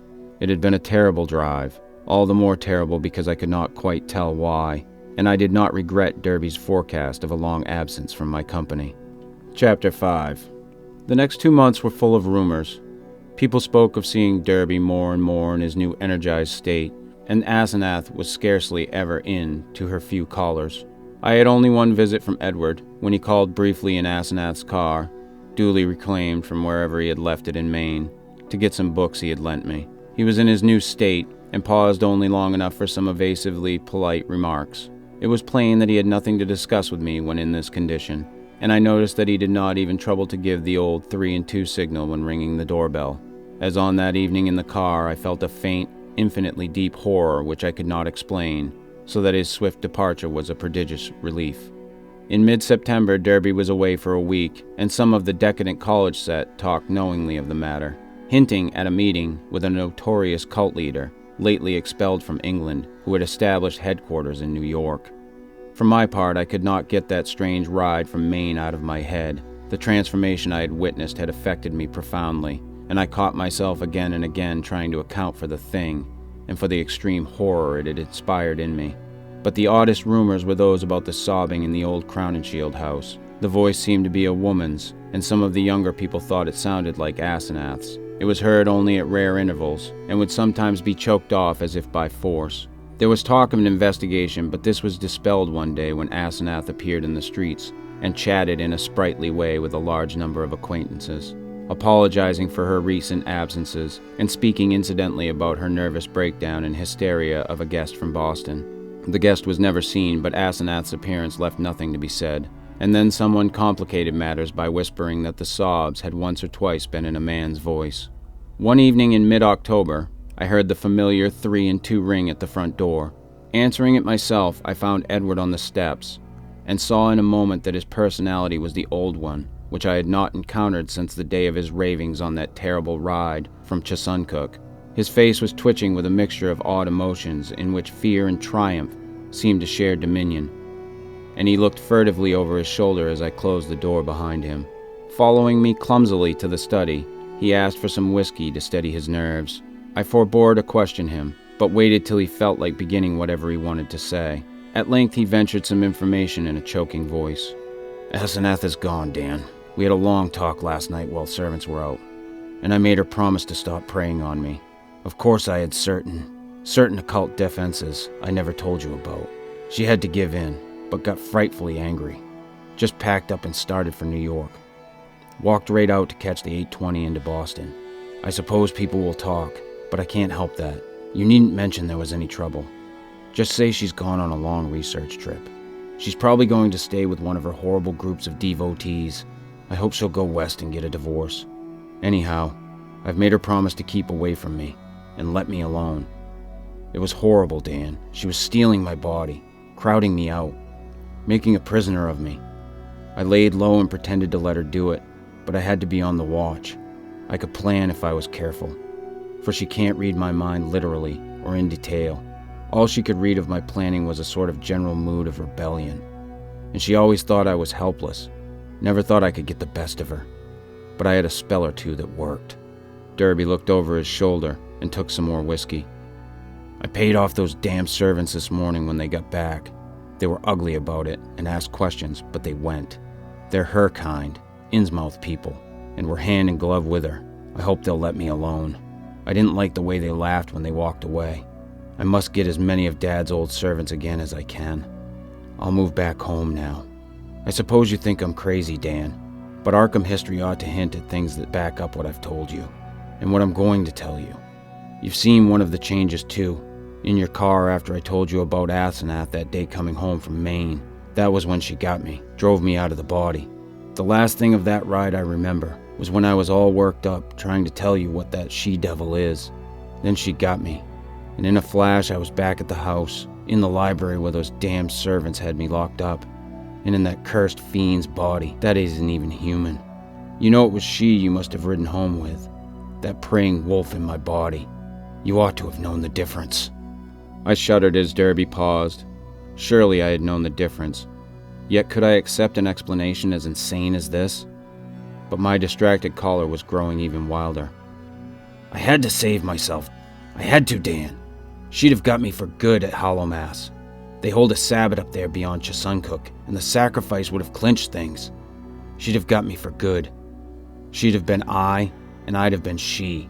Forever. Too late. My body'd have been hers for good. She'd have been a man and fully human, just as she wanted to be. I suppose she'd have put me out of the way, killed her own ex-body with me in it. Damn her, just as she did before. Just as she, he, or it did before. Edward's face was now atrociously distorted, and he bent it uncomfortably close to mine as his voice fell to a whisper. You must know what I hinted in the car, that she isn't Asenath at all, but old Ephraim himself. I suspected 1.5 years ago, but I know it now. Her handwriting shews it when she's off guard. Sometimes she jots down a note in writing that's just like her father's manuscripts, stroke for stroke. And sometimes she says things that nobody but an old man like Ephraim could say. He changed forms with her when he felt death coming. She was the only one he could find with the right kind of brain and a weak enough will. He got her body permanently just as she almost got mine, and then poisoned the old body he'd put her into. Haven't you seen old Ephraim's soul glaring out of that she-devil's eyes dozens of times, and out of mine when she had control of my body? The whisper was panting, and paused for breath. I said nothing, and when he resumed, his voice was nearer normal. This, I reflected, was a case for the asylum, but I would not be the one to send him there. Perhaps time and freedom from Asenath would do its work. I could see that he would never wish to dabble in morbid occultism again. I'll tell you more later. I must have a long rest now. I'll tell you something of the forbidden horrors she led me into, something of the old age horrors that even now are festering in the out-of-way corners, with a few monstrous priests keeping them alive. Some people know things about the universe that nobody ought to know, and can do things that nobody ought to be able to do. I've been in up to my neck, but that's the end. Today I'd burn that damn Necronomicon, and all the rest of it, if I were librarian at Miskatonic. But she can't get to me now. I must get out of that accursed house as soon as I can, and settle down at home. You'll help me, I know, if I need help. Those devilish servants, you know. And if people should get too inquisitive about Asenath. You see, I can't give them her address. Then there are certain groups of searchers, certain cults, you know, that might misunderstand our breaking up. Some of them have damnably curious ideas and methods. I know you'll stand by me if anything happens, even if I have to tell you a lot that will shock you. I had Edward stay and sleep in one of the guest chambers that night, and in the morning he seemed calmer. We discussed certain possible arrangements for his moving back into the Derby mansion, and I hoped he would lose no time in making the change. He did not call the next evening, but I saw him frequently during the ensuing weeks. We talked as little as possible about strange and unpleasant things, but discussed the renovation of the old Derby house, and the travels which Edward promised to take with my son and me the following summer. Of Asenath we said almost nothing, for I saw that the subject was a peculiarly disturbing one. Gossip, of course, was rife, but that was no novelty in connection with the strange menage at the old Crown and Shield house. One thing I did not like was what Derby's banker let fall in an over-expansive mood at the Miskatonic Club, about the checks Edward was sending regularly to a Moses and Abigail Sargent and a Eunice Babson in Innsmouth. That looked as if those evil-faced servants were extorting some kind of tribute from him, yet he had not mentioned the matter to me. I wished that the summer, and my son's Harvard vacation, would come, so that we could get Edward to Europe. He was not, I soon saw, mending as rapidly as I had hoped he would, for there was something a bit hysterical in his occasional exhilaration, while his moods of fright and depression were altogether too frequent. The old Derby house was ready by December, yet Edward constantly put off moving. Though he hated and seemed to fear the Crown and Shield place, he was at the same time queerly enslaved by it. He could not seem to begin dismantling things, and invented every kind of excuse to postpone action. When I pointed this out to him, he appeared unaccountably frightened. His father's old butler, who was there with other reacquired family servants, told me one day that Edward's occasional prowlings about the house, and especially down cellar, looked odd and unwholesome to him. I wondered if Asenath had been writing disturbing letters, but the butler said there was no mail which could have come from her. Chapter 6. It was about Christmas Day that Derby broke down one evening while calling on me. I was steering the conversation toward next summer's travels when he suddenly shrieked and leaped up from his chair with a look of shocking, uncontrollable fright, a cosmic panic and loathing such as only the nether gulfs of nightmare could bring to any sane mind. My brain! My brain! God! Dan, it's tugging from beyond, knocking, clawing, that she-devil, even now. Ephraim! Kamog! Kamog! The pit of the Shoggoths! Ea! Shub Niggurath! The goat with 1,000 young! The flame! The flame! Beyond body, beyond life, in the earth! Oh God! I pulled him back to his chair and poured some wine down his throat as his frenzy sank to a dull apathy. He did not resist, but kept his lips moving as if talking to himself. Presently I realized that he was trying to talk to me, and bent my ear to his mouth to catch feeble words. Again. She's trying. I might have known. Nothing can stop that force. Not distance, nor magic, nor death. It comes and comes, mostly in the night. I can't leave. It's horrible. Oh God, Dan, if you only knew as I do just how horrible it is. When he had slumped down into a stupor, I propped him with pillows and let normal sleep overtake him. I did not call a doctor, for I knew what would be said of his sanity, and wished to give nature a chance if I possibly could. He waked at midnight and I put him to bed upstairs, but he was gone by morning. He had let himself quietly out of the house, and his butler, when called on the wire, said he was at home pacing restlessly about the library. Edward went to pieces rapidly after that. He did not call again, but I went daily to see him. He would always be sitting in his library staring at nothing, and having an air of abnormal listening. Sometimes he talked rationally, but always on trivial topics.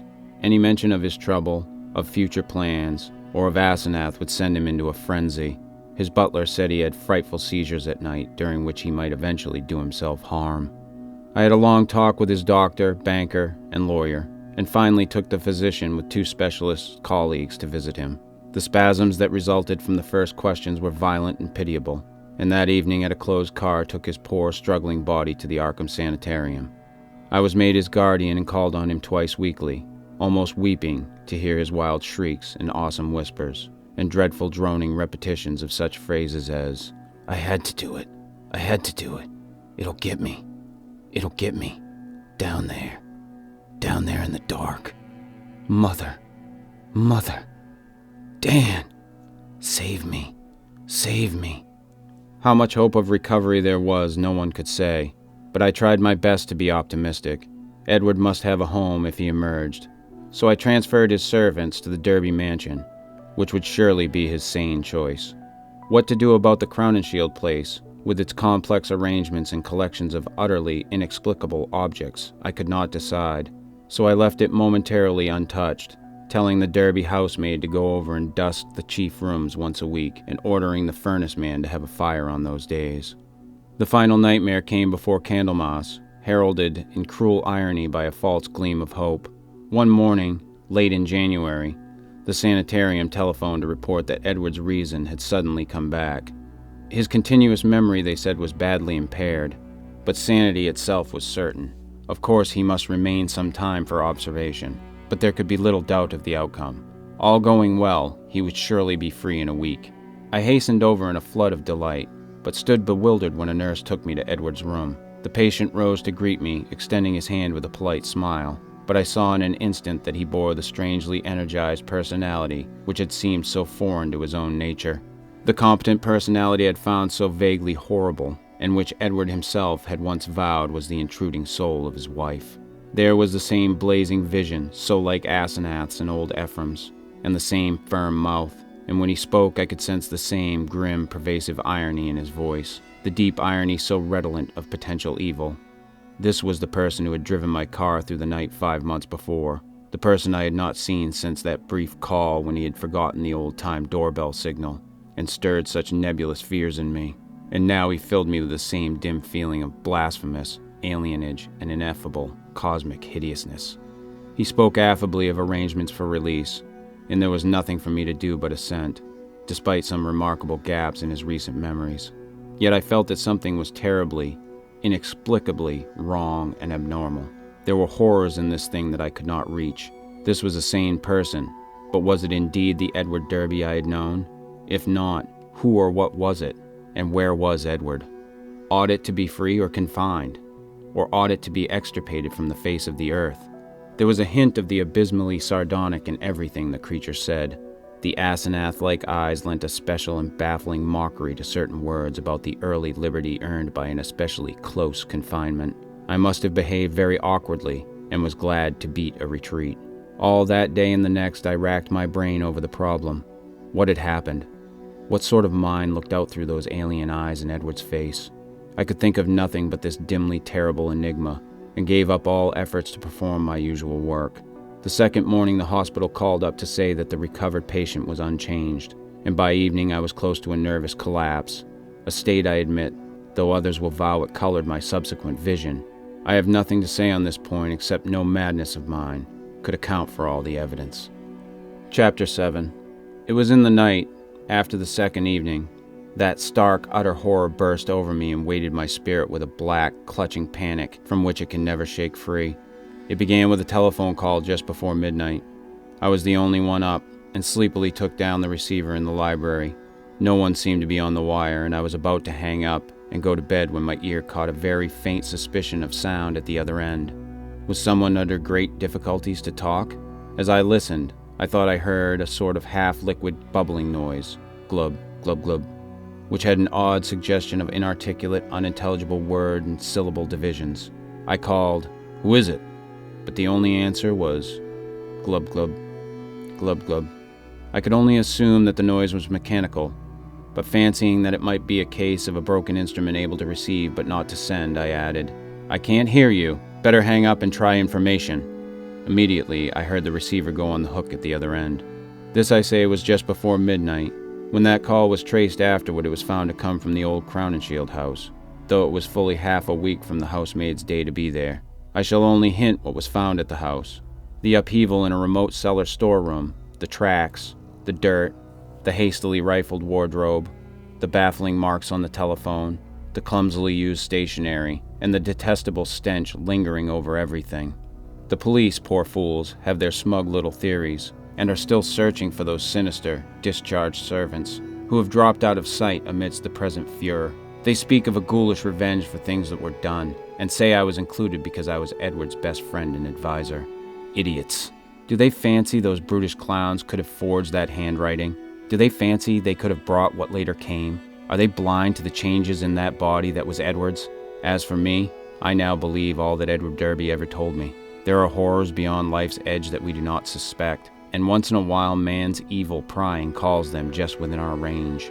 Ephraim, Asenath, that devil called them in, and they engulfed Edward as they are engulfing me. Can I be sure that I am safe? Those powers survive the life of the physical form.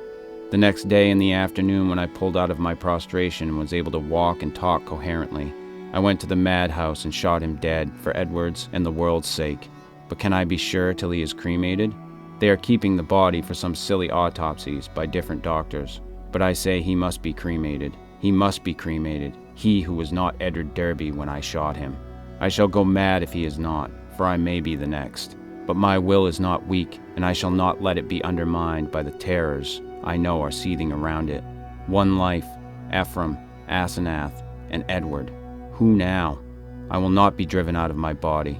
I will not change souls with that bullet-ridden lick in the madhouse.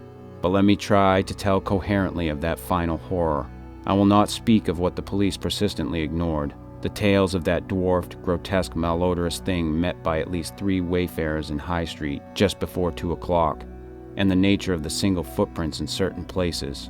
I will say that just about 2, the doorbell and knocker waked me. The doorbell and knocker both, plied alternately and uncertainly in a kind of weak desperation, and each trying to keep to Edward's old signal of 3 and 2 strokes. Roused from sound sleep, my mind leaped into turmoil. Derby at the door, and remembering the old code? That new personality had not remembered it. Was Edward suddenly back in his rightful state? Why was he here in such evident stress and haste? Had he been released ahead of time? Or had he escaped? Perhaps, I thought, as I flung on a robe and bounded downstairs, his return to his own self had brought raving and violence, revoking his discharge and driving him to a desperate dash for freedom. Whatever had happened, he was good old Edward again, and I would help him. When I opened the door into the elm-arched blackness, a gust of insufferably fetid wind almost flung me prostrate. I choked in nausea, and for a second scarcely saw the dwarfed, humped figure on the steps. The summons had been Edward's, but who was this foul, stunted parody? Where had Edward had time to go? His ring had sounded only for a second before the door opened. The caller had on one of Edward's overcoats, its bottom almost touching the ground, and its sleeves rolled back yet still covering the hands. On the head was a slouch hat pulled low, while a black silk muffler concealed the face. As I stepped unsteadily forward, the figure made a semi-liquid sound like that I had heard over the telephone. Glub glub, and thrust me a large, closely written paper impaled on the end of a long pencil. Still reeling from morbid and unaccountable fetor, I seized this paper and tried to read it in the light from the doorway. Beyond question it was in Edward's script, but why had he written when he was close enough to ring? And why was the script so awkward, coarse, and shaky? I could make out nothing in the dim half-light, so edged back into the hall, the dwarf figure clumping mechanically after but pausing on the inner door's threshold. The odor of this singular messenger was really appalling, and I hoped not in vain, thank God, that my wife would not wake and confront it. Then as I read the paper, I felt my knees give under me, and my vision go black. I was lying on the floor when I came to, that accursed sheet still clutched in my fear-rigid hand. This is what it said. Dan, go to the sanitarium and kill it. Exterminate it. It isn't Edward Derby anymore. She got me. It's Asenath, and she has been dead 3 months and a half. I lied when I said she had gone away. I killed her. I had to. It was sudden, but we were alone and I was in my right body. I saw a candlestick and smashed her head in. She would have got me for good at Hallowmas. I buried her in the farther cellar storeroom under some old boxes and cleaned up all the traces. The servants suspected next morning, but they have such secrets that they dare not tell the police. I sent them off, but God knows what they and others of the cult will do.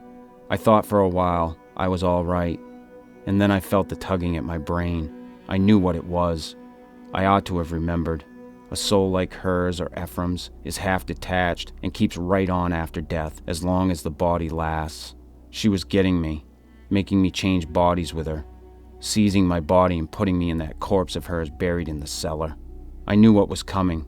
That's why I snapped and had to go to the asylum. Then it came. I found myself choked in the dark, in Asenath's rotting carcass down there in the cellar under the boxes where I put it, and I knew she must be in my body at the sanitarium permanently, for it was after Hallowmas and the sacrifice would work even without her being there, sane and ready for release as a menace to the world. I was desperate, and in spite of everything, I clawed my way out. I'm too far gone to talk. I couldn't manage to telephone, but I can still write. I'll get fixed up somehow and bring you the last word and warning. Kill that fiend if you value the peace and comfort of the world. See that it is cremated. If you don't, it will live on, body to body forever, and I can't tell you what it will do. Keep clear of black magic, Dan. It's the devil's business. Goodbye. You've been a great friend. Tell the police whatever they'll believe, and I'm damnably sorry to drag all this on you. I'll be at peace before long. This thing won't hold together much more. Hope you can read this and kill that thing. Kill it. Yours, Ed. It was only afterward that I read the last half of this paper, for I had fainted at the end of the third paragraph. I fainted again when I saw and smelled what cluttered up the threshold where the warm air had struck it. The messenger would not move or have consciousness any more. The butler, tougher fibered than I, did not faint at what met him in the hall in the morning. Instead, he telephoned the police. When they came, I had been taken upstairs to bed, but the other mass lay where it had collapsed in the night. The men put handkerchiefs to their noses. What they finally found inside Edward's oddly assorted clothes was mostly liquescent horror. There were bones, too, and a crushed-in skull. Some dental work positively identified the skull as Asenath's.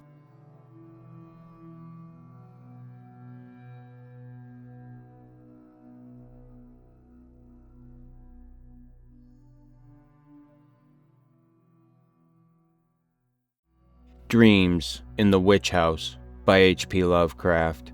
Whether the dreams brought on the fever or the fever brought on the dreams, Walter Gilman did not know.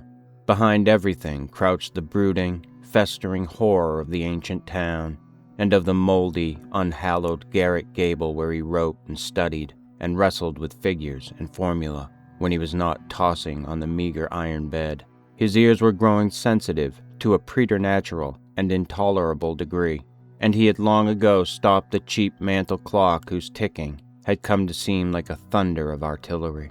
At night, the subtle stirring of the black city outside, the sinister scurrying of rats in the wormy partitions, and the creaking of hidden timbers in the centuried house were enough to give him a sense of strident pandemonium. The darkness always teemed with unexplained sound, and yet he sometimes shook with fear lest the noises he heard should subside and allow him to hear certain other, fainter noises, which he suspected were lurking behind them. He was in the changeless, legend-haunted city of Arkham, with its clustering gambrel roofs that sway and sag over attics where witches hid from king's men in the dark, olden days of the province. Nor was any spot in the city more steeped in macabre memory than the gable room which harbored him, for it was this house and this room which had likewise harbored old Keziah Mason, whose fright from Salem Gaol, the last, no one was ever able to explain. That was in 1692. The gaoler had gone mad and babbled of a small, white-fanged, furry thing which scuttled out of Keziah's cell, and not even Cotton Mather could explain the curves and angles smeared on the gray stone walls with some red, sticky fluid. Possibly Gilman ought not to have studied so hard. Non-Euclidean calculus and quantum physics are enough to stretch any brain, and when one mixes them with folklore and tries to trace a strange background of multi-dimensional reality behind the ghoulish hints of the Gothic tales and the wild whispers of the chimney corner, one can hardly expect to be wholly free from mental tension. Gilman came from Haverhill, but it was only after he had encountered college in Arkham that he began to connect his mathematics with the fantastic legends of elder magic. Something in the air of the hoary town worked obscurely on his imagination. The professors at Miskatonic had urged him to slacken up, and had voluntarily cut down his course at several points.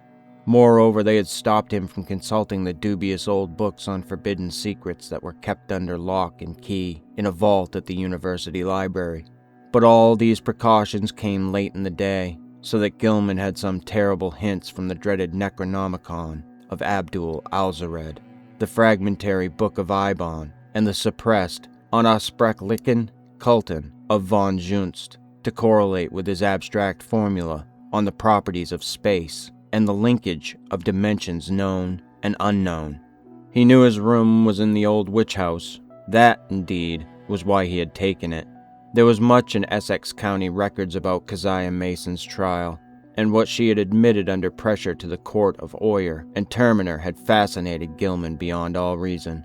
She had told Judge Hathorne of lines and curves that could be made to point out directions leading through the walls of space to other spaces beyond, and had implied that such lines and curves were frequently used at certain midnight meetings in the dark valley of the White Stone beyond Meadow Hill, and on the unpeopled island in the river.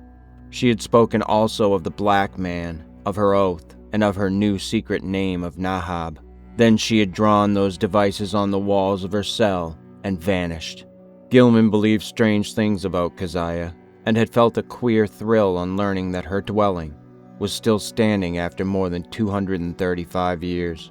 When he heard the hushed Arkham whispers about Keziah's persistent presence in the old house and the narrow streets, about the irregular human tooth marks left on certain sleepers in that and other houses, about the childish cries heard near May Eve and Hallowmass, about the stench often noted in the house's attic just after those dreaded seasons, and about the small, furry, sharp-toothed thing which haunted the moldering structure and the town and nuzzled people curiously in the black hours before dawn.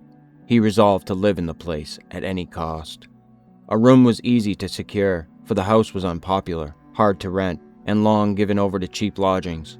Gilman could not have told what he expected to find there, but he knew he wanted to be in the building where some circumstances had more or less suddenly given a mediocre old woman of the 17th century an insight into mathematical depths, perhaps beyond the utmost modern delvings of Planck, Heisenberg, Einstein, and de Sitter.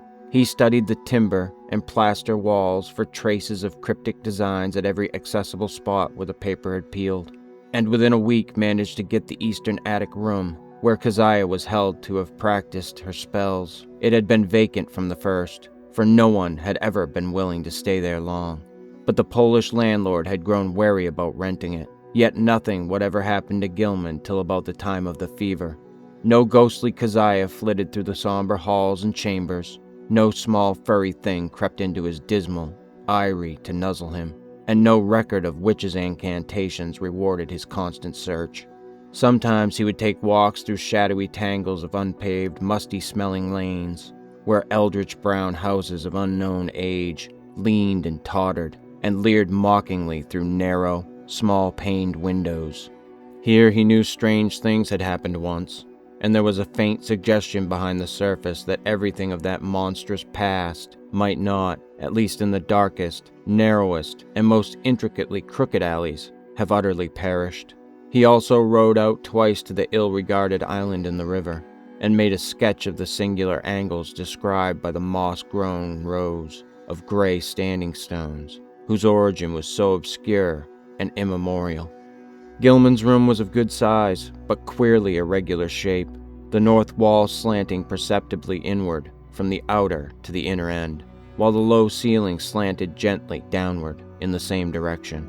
Aside from an obvious rat hole and the signs of other stopped-up ones, there was no access, nor any appearance of a former avenue of access, to the space which must have existed between the slanting wall and the straight outer wall on the house's north side, though a view from the exterior shewed where a window had been boarded up at a very remote date. The loft above the ceiling, which must have had a slanting floor, was likewise inaccessible.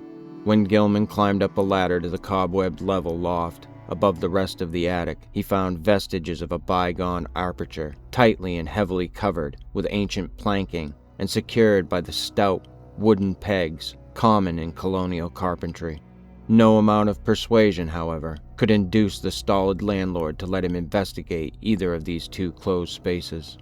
As time wore along, his absorption in the irregular wall and ceiling of his room increased, for he began to read into the odd angles a mathematical significance which seemed to offer vague clues regarding their purpose. Old Keziah, he reflected, must have had excellent reasons for living in a room with peculiar angles. For was it not through certain angles that she had claimed to have gone outside the boundaries of the world of space we know? His interest gradually veered away from the unplumbed voids beyond the slanting surfaces, since it now appeared that the purpose of those surfaces concerned the side he was already on. The touch of brain fever and the dreams began early in February. For some time, apparently, the curious angles of Gilman's room had been having a strange, almost hypnotic effect on him, and as the bleak winter advanced, he had found himself staring more and more intently at the corner where the down-slanting ceiling met the inward-slanting wall. About this period, his inability to concentrate on his formal studies worried him considerably, his apprehensions about the mid-year examinations being very acute. But the exaggerated sense of hearing was scarcely less annoying. Life had become an insistent and almost unendurable cacophony, and there was that constant, terrifying impression of other sounds, perhaps from regions beyond life, trembling on the very brink of audibility. So far as concrete noises went, the rats in the ancient partitions were the worst. Sometimes their scratching seemed not only furtive, but deliberate. When it came from beyond the slanting north wall, it was mixed with a sort of dry rattling. And when it came from the century-closed loft above the slanting ceiling, Gilman always braced himself as if expecting some horror which only bided its time before descending to engulf him utterly. The dreams were wholly beyond the pale of sanity, and Gilman felt that they must be a result, jointly, of his studies in mathematics and in folklore. He had been thinking too much about the vague regions which his formula told him must lie beyond the 3 dimensions we know, and about the possibility that old Keziah Mason, guided by some influence past all conjecture, had actually found the gate to those regions. The yellowed county records containing her testimony, and that of her accusers, were so damnably suggestive of things beyond human experience, and the descriptions of the darting little furry object which served as her familiar were so painfully realistic despite their incredible details. That object, no larger than a good-sized rat and quaintly called by the townspeople Brown Jenkin, seemed to have been the fruit of a remarkable case of sympathetic herd delusion. For in 1692, no less than 11 persons had testified to glimpsing it. There were recent rumors, too, with a baffling and disconcerting amount of agreement. Witnesses said it had long hair and the shape of a rat, but its sharp-toothed bearded face was evilly human, while its paws were like tiny human hands. It took messages betwixt old Keziah and the devil, and was nursed on the witch's blood, which it sucked like a vampire. Its voice was a kind of loathsome titter, and it could speak all languages. Of all the bizarre monstrosities in Gilman's dreams, nothing filled him with greater panic and nausea than this blasphemous and diminutive hybrid, whose image flitted across his vision in a form 1,000-fold more hateful than anything his waking mind had deduced from the ancient records and the modern whispers. Gilman's dreams consisted largely in plunges through limitless abysses of inexplicably colored twilight and bafflingly disordered sound, abysses whose material and gravitational properties and whose relation to his own entity he could not even begin to explain. He did not walk or climb, fly or swim, crawl or wriggle, yet always experienced a mode of motion, partly voluntary and partly involuntary. Of his own condition he could not well judge, for sight of his arms, legs, and torso seemed always cut off by some odd disarrangement of perspective. But he felt that his physical organization and faculties were somehow marvelously transmuted and obliquely projected, though not without a certain grotesque relationship to his normal proportions and properties. The abysses were by no means vacant, being crowded with indescribably angled masses of alien-hued substance, some of which appeared to be organic, while others seemed inorganic. A few of the organic objects tended to awake vague memories in the back of his mind, though he could form no conscious idea of what they mockingly resembled or suggested. In the later dreams, he began to distinguish separate categories into which the organic objects appeared to be divided, and which seemed to involve each case a radically different species of conduct pattern and basic motivation. Of these categories, one seemed to him to include objects slightly less illogical and irrelevant in their motions than the members of the other categories. All the objects, organic and inorganic alike, were totally beyond description or even comprehension. Gilman sometimes compared the inorganic masses to prisms, labyrinths, clusters of cubes and planes, and cyclopean buildings, and the organic things struck him variously as groups of bubbles, octopi, centipedes, living Hindu idols, and intricate arabesques roused into a kind of Ophidian animation. Everything he saw was unspeakably menacing and horrible, and whenever one of the organic entities appeared by its motions to be noticing him, he felt a stark, hideous fright which generally jolted him awake. Of how the organic entities moved, he could tell no more than of how he moved himself. In time, he observed a further mystery: the tendency of certain entities to appear suddenly out of empty space, or to disappear totally with equal suddenness. The shrieking, roaring confusion of sound which permeated the abysses was past all analysis as to pitch, timbre, or rhythm, but seemed to be synchronous with vague visual changes in all the indefinite objects, organic and inorganic alike. Gilman had a constant sense of dread that it might rise to some unbearable degree of intensity during one or another of its obscure, relentlessly inevitable fluctuations.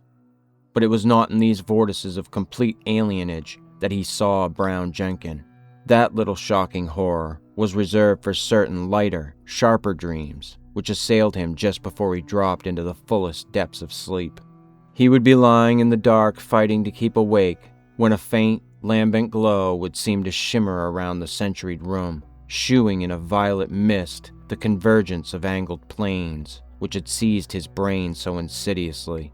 The horror would appear to pop out of the rat hole in the corner and patter toward him over the sagging, wide-planked floor with evil expectancy in its tiny, bearded human face. But mercifully, this dream always melted away before the object got close enough to nuzzle him. It had hellishly long, sharp canine teeth. Gilman tried to stop up the rat hole every day, but each night, the real tenants of the partitions would gnaw away the obstruction, whatever it might be. Once he had the landlord nail tin over it, but the next night the rats gnawed a fresh hole, in making which they pushed or dragged out into the room a curious little fragment of bone. Gilman did not report his fever to the doctor, for he knew he could not pass the examinations if ordered to the college infirmary when every moment was needed for cramming. As it was, he failed in Calculus D and advanced general psychology, though not without hope of making up lost ground before the end of the term. It was in March when the fresh element entered his lighter preliminary dreaming, and the nightmare shape of Brown Jenkin began to be companioned by the nebulous blur which grew more and more to resemble a bent, old woman.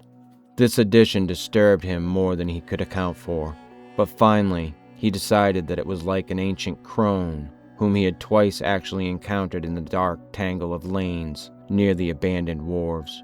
On those occasions, the evil, sardonic, and seemingly unmotivated stare of the beldam had set him almost shivering, especially the first time, when an overgrown rat darting across the shadowed mouth of a neighboring alley had made him think irritationally of Brown Jenkin. Now, he reflected, those nervous fears were being mirrored in his disordered dreams. That the influence of the old house was unwholesome, he could not deny, but traces of his early morbid interest still held him there. He argued that the fever alone was responsible for his nightly fantasies, and that when the touch abated, he would be free from the monstrous visions. Those visions, however, were of abhorrent vividness and convincingness, and whenever he awaked, he retained a vague sense of having undergone much more than he remembered. He was hideously sure that in unrecalled dreams he had talked with both Brown Jenkin and the old woman, and that they had been urging him to go somewhere with them and to meet a third being of greater potency. Toward the end of March, he began to pick up in his mathematics, though other studies bothered him increasingly. He was getting an intuitive knack for solving Riemannian equations and astonished Professor Upham by his comprehension of fourth-dimensional and other problems, which had floored all the rest of the class. One afternoon there was a discussion of possible freakish curvatures in space and of theoretical points of approach, or even contact between our part of the cosmos and various other regions as distant as the farthest stars, or the transgalactic gulfs themselves, or even as fabulously remote as the tentatively conceivable cosmic units beyond the whole Einsteinian space-time continuum. Gilman's handling of this theme filled everyone with admiration, even though some of his hypothetical illustrations caused an increase in the always plentiful gossip about his nervous and solitary eccentricity. What made the students shake their heads was his sober theory that a man might, given mathematical knowledge admittedly beyond all likelihood of human acquirement, step deliberately from the earth to any other celestial body which might lie at one of an infinity of specific points in the cosmic pattern. Such a step, he said, would require only 2 stages. First, a passage out of the 3-dimensional sphere we know, and second, a passage back to the 3-dimensional sphere at another point, perhaps one of infinite remoteness. That this could be accomplished without loss of life was in many cases conceivable. Any being from any part of 3-dimensional space could probably survive in the 4th dimension, and its survival of the 2nd stage would depend upon what alien part of 3-dimensional space it might select for its re-entry. Denizens of some planets might be able to live on certain others, even planets belonging to other galaxies, or to similar dimensional phases of other space-time continua. Though of course, there must be vast numbers of mutually uninhabitable, even though mathematically juxtaposed bodies or zones of space. It was also possible that the inhabitants of a given dimensional realm could survive entry into many unknown and incomprehensible realms of additional or indefinitely multiplied dimensions, but they within or outside the given space-time continuum, and that the converse would be likewise true. This was a matter for speculation, though one could be fairly certain that the type of mutation involved in a passage from any given dimensional plane to the next higher plane would not be destructive of biological integrity as we understand it. Gilman could not be very clear about his reasons for this last assumption, but his haziness here was more than overbalanced by his clearness on other complex points. Professor Upham especially liked his demonstration of the kinship of higher mathematics to certain phases of magical lore, transmitted down the ages from an ineffable antiquity, human or pre-human, whose knowledge of the cosmos and its laws was greater than ours. Around the 1st of April, Gilman worried considerably because his slow fever did not abate.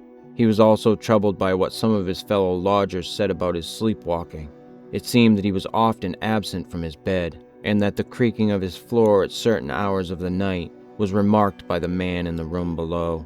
This fellow also spoke of hearing the tread of shod feet in the night, but Gilman was sure he must have been mistaken in this, since shoes as well as other apparel were always precisely in place in the morning.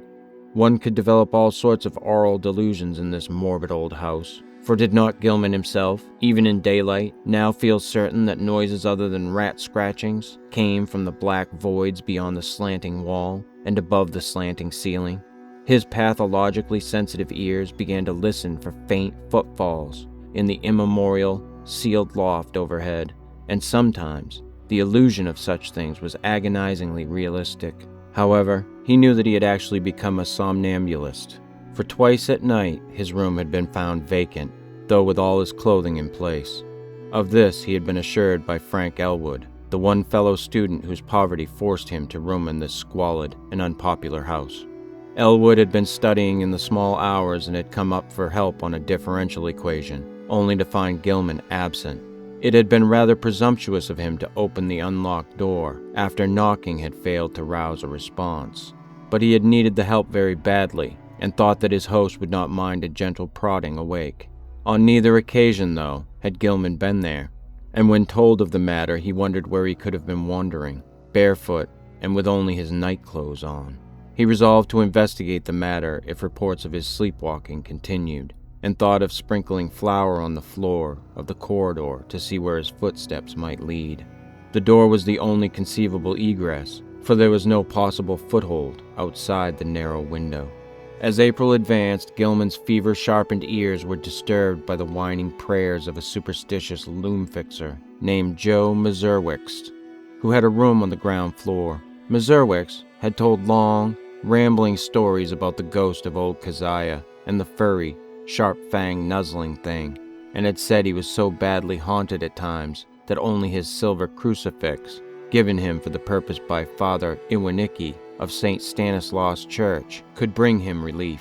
Now he was praying because the witches' Sabbath was drawing near. May Eve was Walpurgis night, when the hell's blackest evil roamed the earth, and all the slaves of Satan gathered for nameless rites and deeds. It was always a very bad time in Arkham, even though the fine folks up in Miskatonic Avenue and High and Saltonstall streets pretended to know nothing about it. There would be bad doings, and a child or two would probably be missing. Joe knew about such things, for his grandmother in the old country had heard tales from her grandmother. It was wise to pray and count one's beads at this season. For 3 months, Keziah and Brown Jenkin had not been near Joe's room, nor near Paul Choinsky's room, nor anywhere else, and it meant no good when they held off like that. They must be up to something. Gilman dropped in at a doctor's office on the 16th of the month, and was surprised to find his temperature was not as high as he had feared. The physician questioned him sharply, and advised him to see a nerve specialist. On reflection, he was glad he had not consulted the still more inquisitive college doctor. Old Waldron, who had curtailed his activities before, would have made him take a rest, an impossible thing now that he was so close to great results in his equations. He was certainly near the boundary between the known universe and the fourth dimension, and who could say how much farther he might go? But even as these thoughts came to him, he wondered at the source of his strange confidence. Did all this perilous sense of imminence come from the formula on the sheets he covered day by day? The soft, stealthy imaginary footsteps in the sealed loft above were unnerving. And now, too, there was a growing feeling that somebody was constantly persuading him to do something terrible which he could not do. How about the somnambulism? Where did he go sometimes in the night? And what was the faint suggestion of sound which once in a while seemed to trickle through the maddening confusion of identifiable sounds, even in broad daylight and full wakefulness? Its rhythm did not correspond to anything on earth, unless perhaps to the cadence of 1 or 2 unmentionable Sabbath chants, and sometimes he feared it corresponded to certain attributes of the vague shrieking or roaring in those holy, alien abysses of dream. The dreams were meanwhile getting to be atrocious. In the lighter preliminary phase, the evil old woman was now of fiendish distinctness, and Gilman knew she was the one who had frightened him in the slums. Her bent back, long nose, and shriveled chin were unmistakable, and her shapeless brown garments were like those he remembered. The expression on her face was one of hideous malevolence and exultation, and when he awaked he could recall a croaking voice that persuaded and threatened. He must meet the black man, and go with them all to the throne of Azathoth at the center of ultimate chaos. That was what she said. He must sign in his own blood the Book of Azathoth and take a new secret name now that his independent delvings had gone so far. What kept him from going with her and Brown Jenkin and the other to the throne of chaos where the thin flutes piped mindlessly was the fact that he had seen the name Azathoth in the Necronomicon and knew it stood for a primal evil too horrible for description. The old woman always appeared out of thin air near the corner where the downward slant met the inward slant. She seemed to crystallize at a point closer to the ceiling than to the floor, and every night she was a little nearer and more distinct before the dream shifted. Brown Jenkin, too, was always a little nearer at the last, and its yellowish-white fangs glistened shockingly in that unearthly violet phosphorescence. Its shrill, loathsome tittering stuck more and more in Gilman's head, and he could remember in the morning how it had pronounced the words Azathoth and Nyarlathotep. In the deeper dreams, everything was likewise more distinct, and Gilman felt that the twilight abysses around him were those of the fourth dimension. Those organic entities whose motions seemed least flagrantly irrelevant and unmotivated were probably projections of life forms from our own planet, including human beings. What the others were in their own dimensional sphere, or spheres, he dared not try to think. 2 of the less irrelevantly moving things, a rather large congeries of iridescent, prolately spheroidal bubbles, and a very much smaller polyhedron of unknown colors and rapidly shifting surface angles, seemed to take notice of him and follow him about or float ahead as he changed position among the tightened prisms, labyrinths, cube and plane clusters, and quasi-buildings. And all the while the vague shrieking and roaring waxed louder and louder, as if approaching some monstrous climax of utterly unendurable intensity.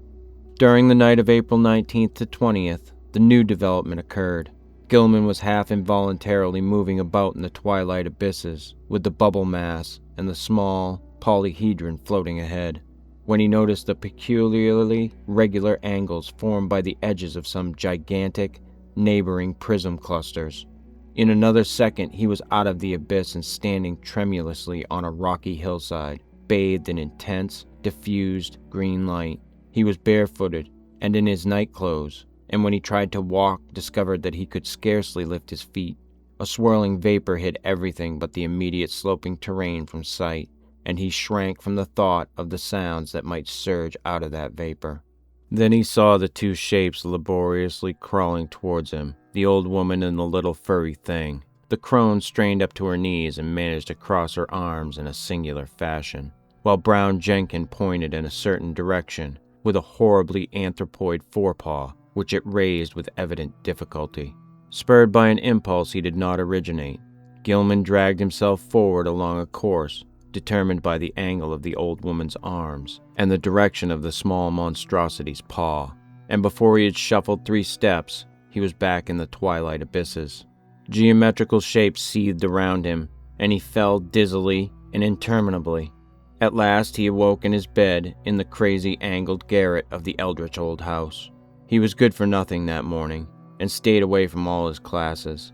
Some unknown attraction was pulling his eyes in a seemingly irrelevant direction, for he could not help staring at a certain vacant spot on the floor. As the day advanced, the focus of his unseeing eyes changed position, and by noon he had conquered the impulse to stare at vacancy.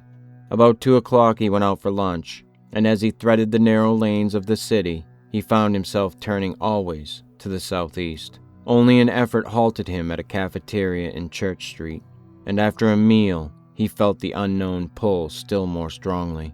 He would have to consult a nerve specialist after all. Perhaps there was a connection with his somnambulism. But meanwhile, he might at least try to break the morbid spell himself. Undoubtedly, he could still manage to walk away from the pull. So with great resolution, he headed against it and dragged himself deliberately north along Garrison Street. By the time he had reached the bridge over the Miskatonic, he was in a cold perspiration, and he clutched at the iron railing as he gazed upstream at the ill-regarded island, whose regular lines of ancient standing stones brooded sullenly in the afternoon sunlight.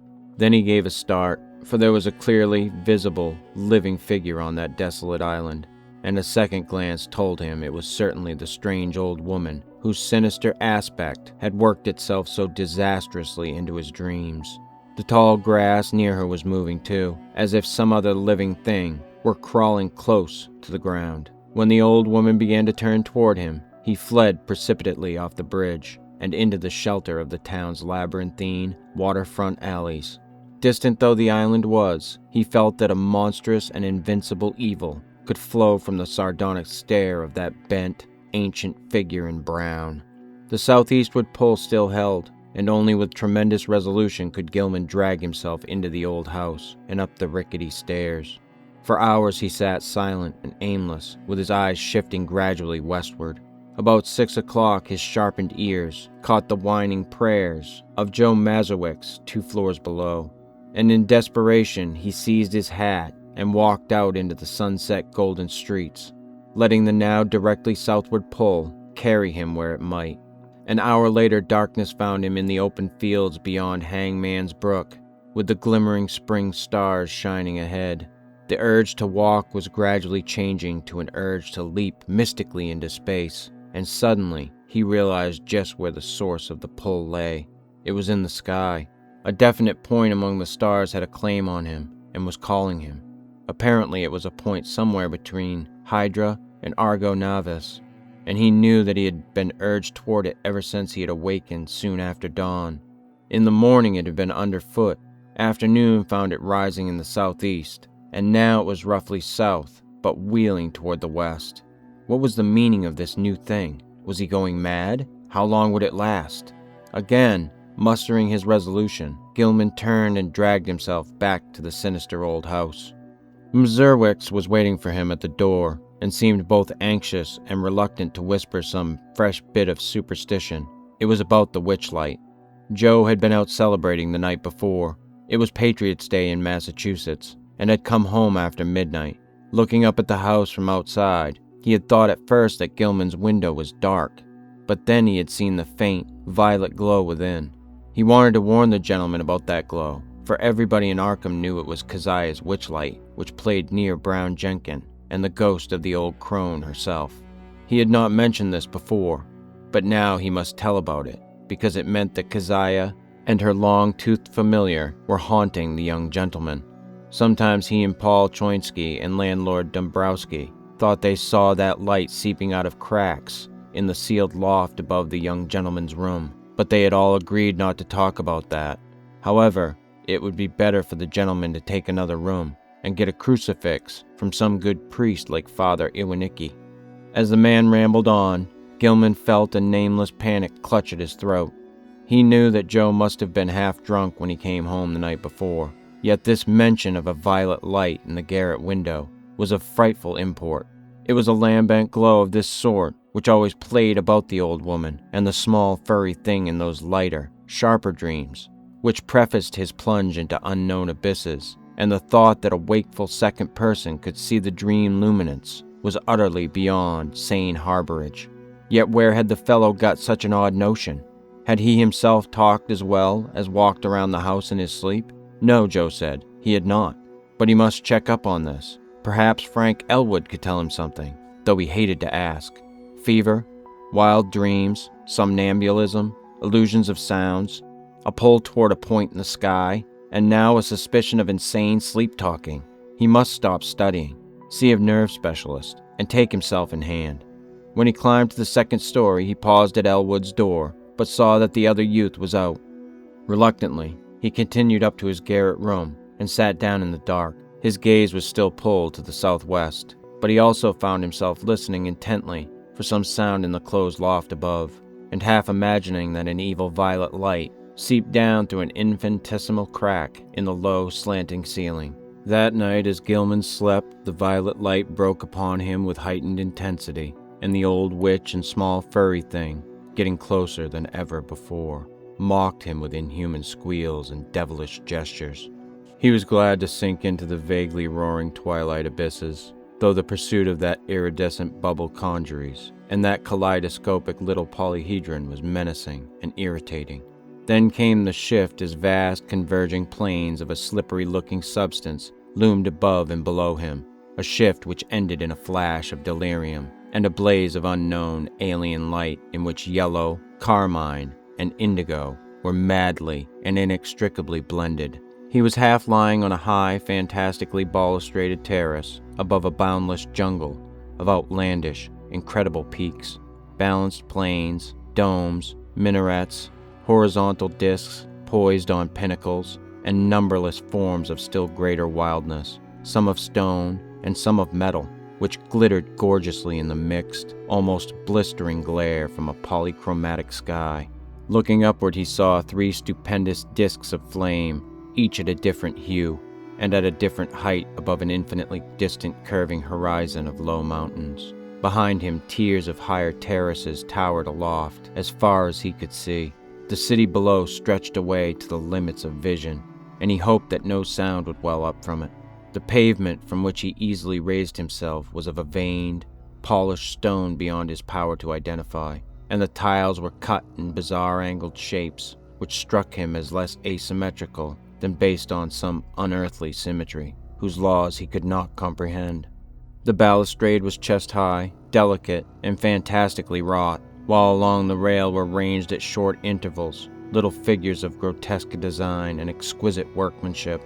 They, like the whole balustrade, seemed to be made of some sort of shining metal, whose color could not be guessed in this chaos of mixed effulgences, and their nature utterly defied conjecture. They represented some ridged, barrel-shaped object with thin horizontal arms radiating spoke-like from a central ring, and with vertical knobs or bulbs projecting from the head and base of the barrel. Each of these knobs was the hub of a system of 5 long, flat, triangularly tapering arms arranged around it, like the arms of a starfish, nearly horizontal, but curving slightly away from the central barrel. The base of the bottom knob was fused to the long railing with so delicate a point of contact that several figures had been broken off and were missing. The figures were about 4.5 inches in height, while the spiky arms gave them a maximum diameter of about 2.5 inches. When Gilman stood up, the tiles felt hot to his bare feet. He was wholly alone, and his first act was to walk to the balustrade and look dizzily down at the endless, cyclopean city almost 2,000 feet below. As he listened, he thought a rhythmic confusion of faint, musical pipings covering a wide, tonal range welled up from the narrow streets beneath, and he wished he might discern the denizens of the place. The sight turned him giddy after a while, so that he would have fallen to the pavement had he not clutched instinctively at the lustrous balustrade.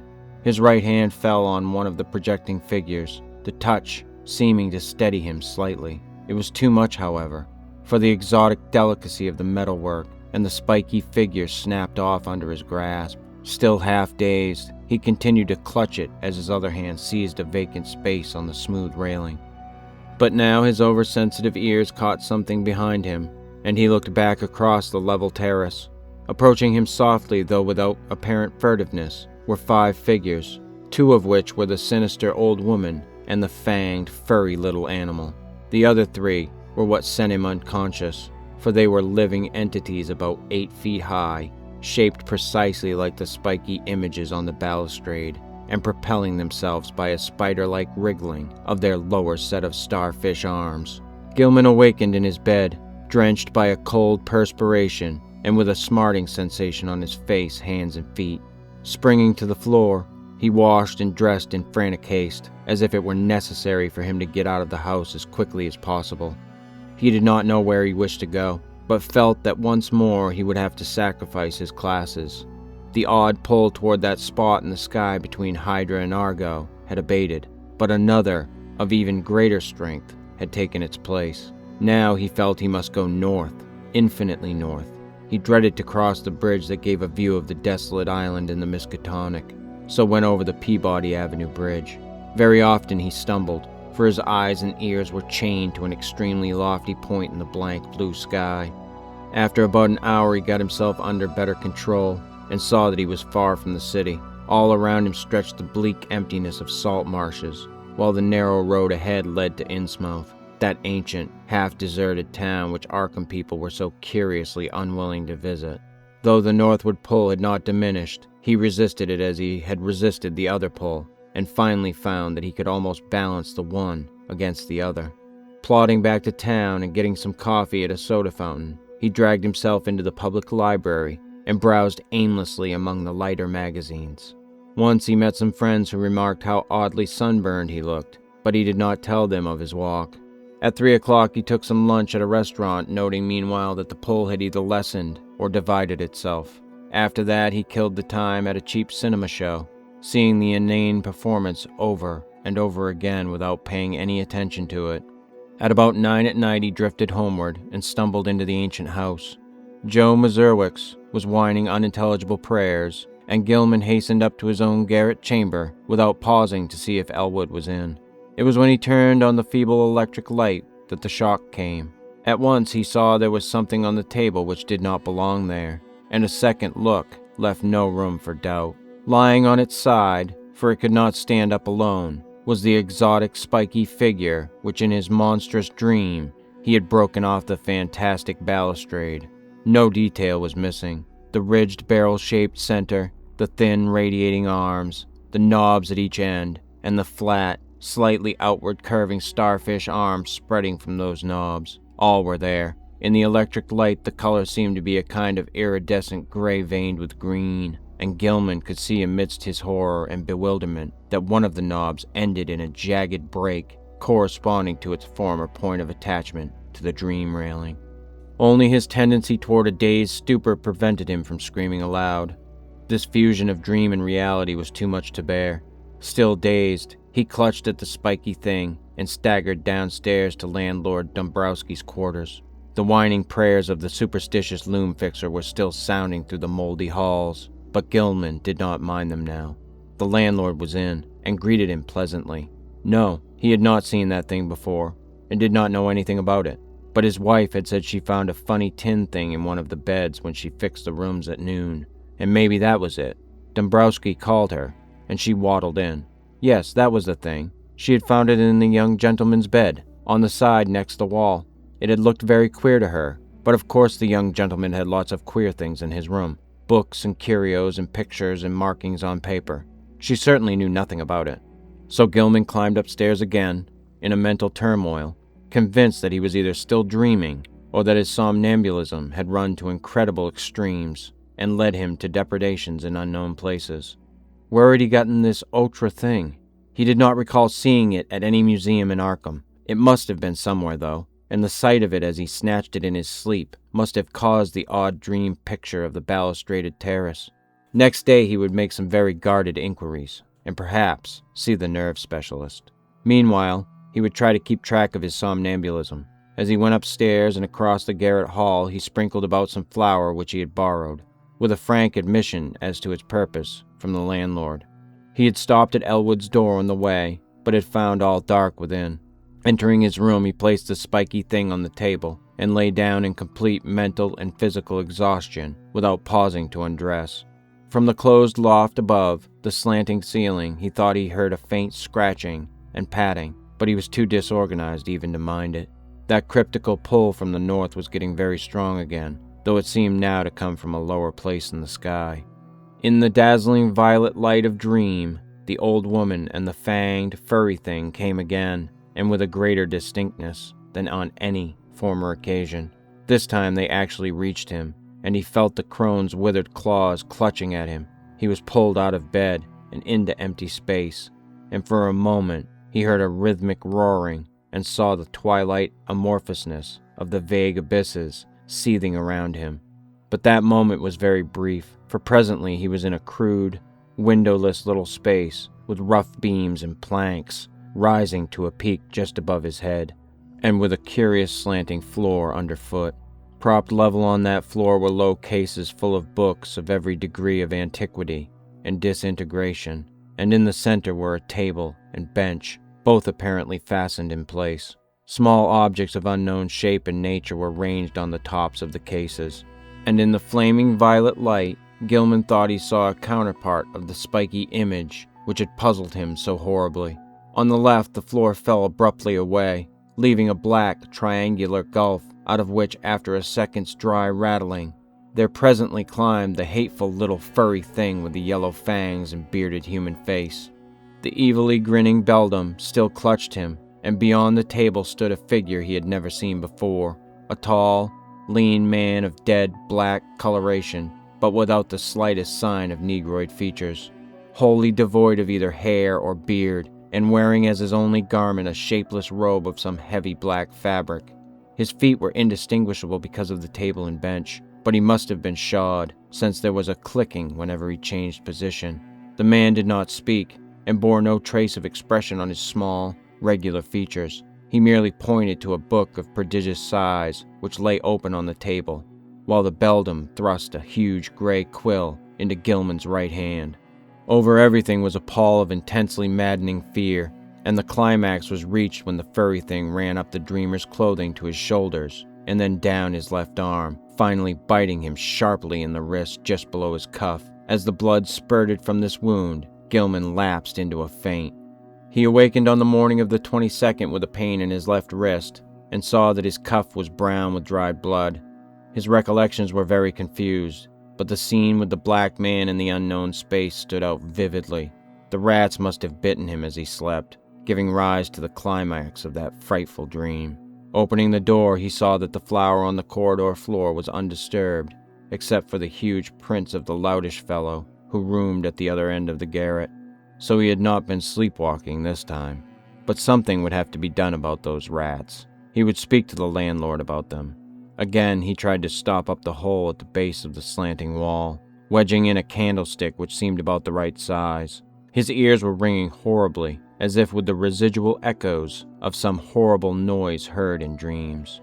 As he bathed and changed clothes, he tried to recall what he had dreamed after the scene in the violent litten space, but nothing definite would crystallize in his mind. That scene itself must have corresponded to the sealed loft overhead, which had begun to attack his imagination so violently. But later impressions were faint and hazy. There were suggestions of the vague, twilight abysses, and of still vaster, blacker abysses beyond them. abysses in which all fixed suggestions of form were absent. He had been taken there by the bubble congeries and the little polyhedron which always dogged him, but they, like himself, had changed to wisps of milky, barely luminous mist in this farther void of ultimate blackness. Something else had gone on ahead, a larger wisp, which now and then condensed into nameless approximations of form, and he thought that their progress had not been in a straight line, but rather along the alien curves and spirals of some ethereal vortex, which obeyed laws unknown to the physics and mathematics of any conceivable cosmos. Eventually there had been a hint of vast, leaping shadows, of a monstrous half-acoustic pulsing, and of the thin, monotonous piping of an unseen flute, but that was all. Gilman decided he had picked up that last conception from what he had read in the Necronomicon about the mindless entity, Azathoth, which rules all time and space from a curiously environed black throne at the center of chaos. When the blood was washed away, the wrist wound proved very slight, and Gilman puzzled over the location of the 2 tiny punctures. It occurred to him that there was no blood on the bedspread where he had lain, which was very curious in view of the amount on his skin and cuff. Had he been sleepwalking within his room? And had the rat bitten him as he sat in some chair, or paused in some less rational position? He looked in every corner for the brownish drops or stains, but did not find any. He had better, he thought, sprinkle flour within the room as well as outside the door, though after all no further proof of his sleepwalking was needed. He knew he did walk, and the thing to do now was stop it. He must ask Frank Elwood for help. This morning the strange pulls from space seemed lessened, though they were replaced by another sensation, even more inexplicable. It was a vague, insistent impulse to fly away from his present situation, but held not a hint of the specific direction in which he wished to fly. As he picked up the strange spiky image on the table, he thought the older northward pull grew a trifle stronger, but even so, it was wholly overruled by the newer and more bewildering urge. He took the spiky image down to Elwood's room, steeling himself against the whines of the loom fixer which welled up from the ground floor. Elwood was in, thank heaven, and appeared to be stirring about. There was time for a little conversation before leaving for breakfast in college, so Gilman hurriedly poured forth an account of his recent dreams and fears. His host was very sympathetic and agreed that something ought to be done. He was shocked by his guest's drawn, haggard aspect, and noticed the queer, abnormal-looking sunburn which others had remarked during the past week. There was not much, though, that he could say. He had not seen Gilman on any sleepwalking expedition, and had no idea what the curious image could be. He had, though, heard the French-Canadian who lodged just under Gilman talking to Mezerwicks one evening.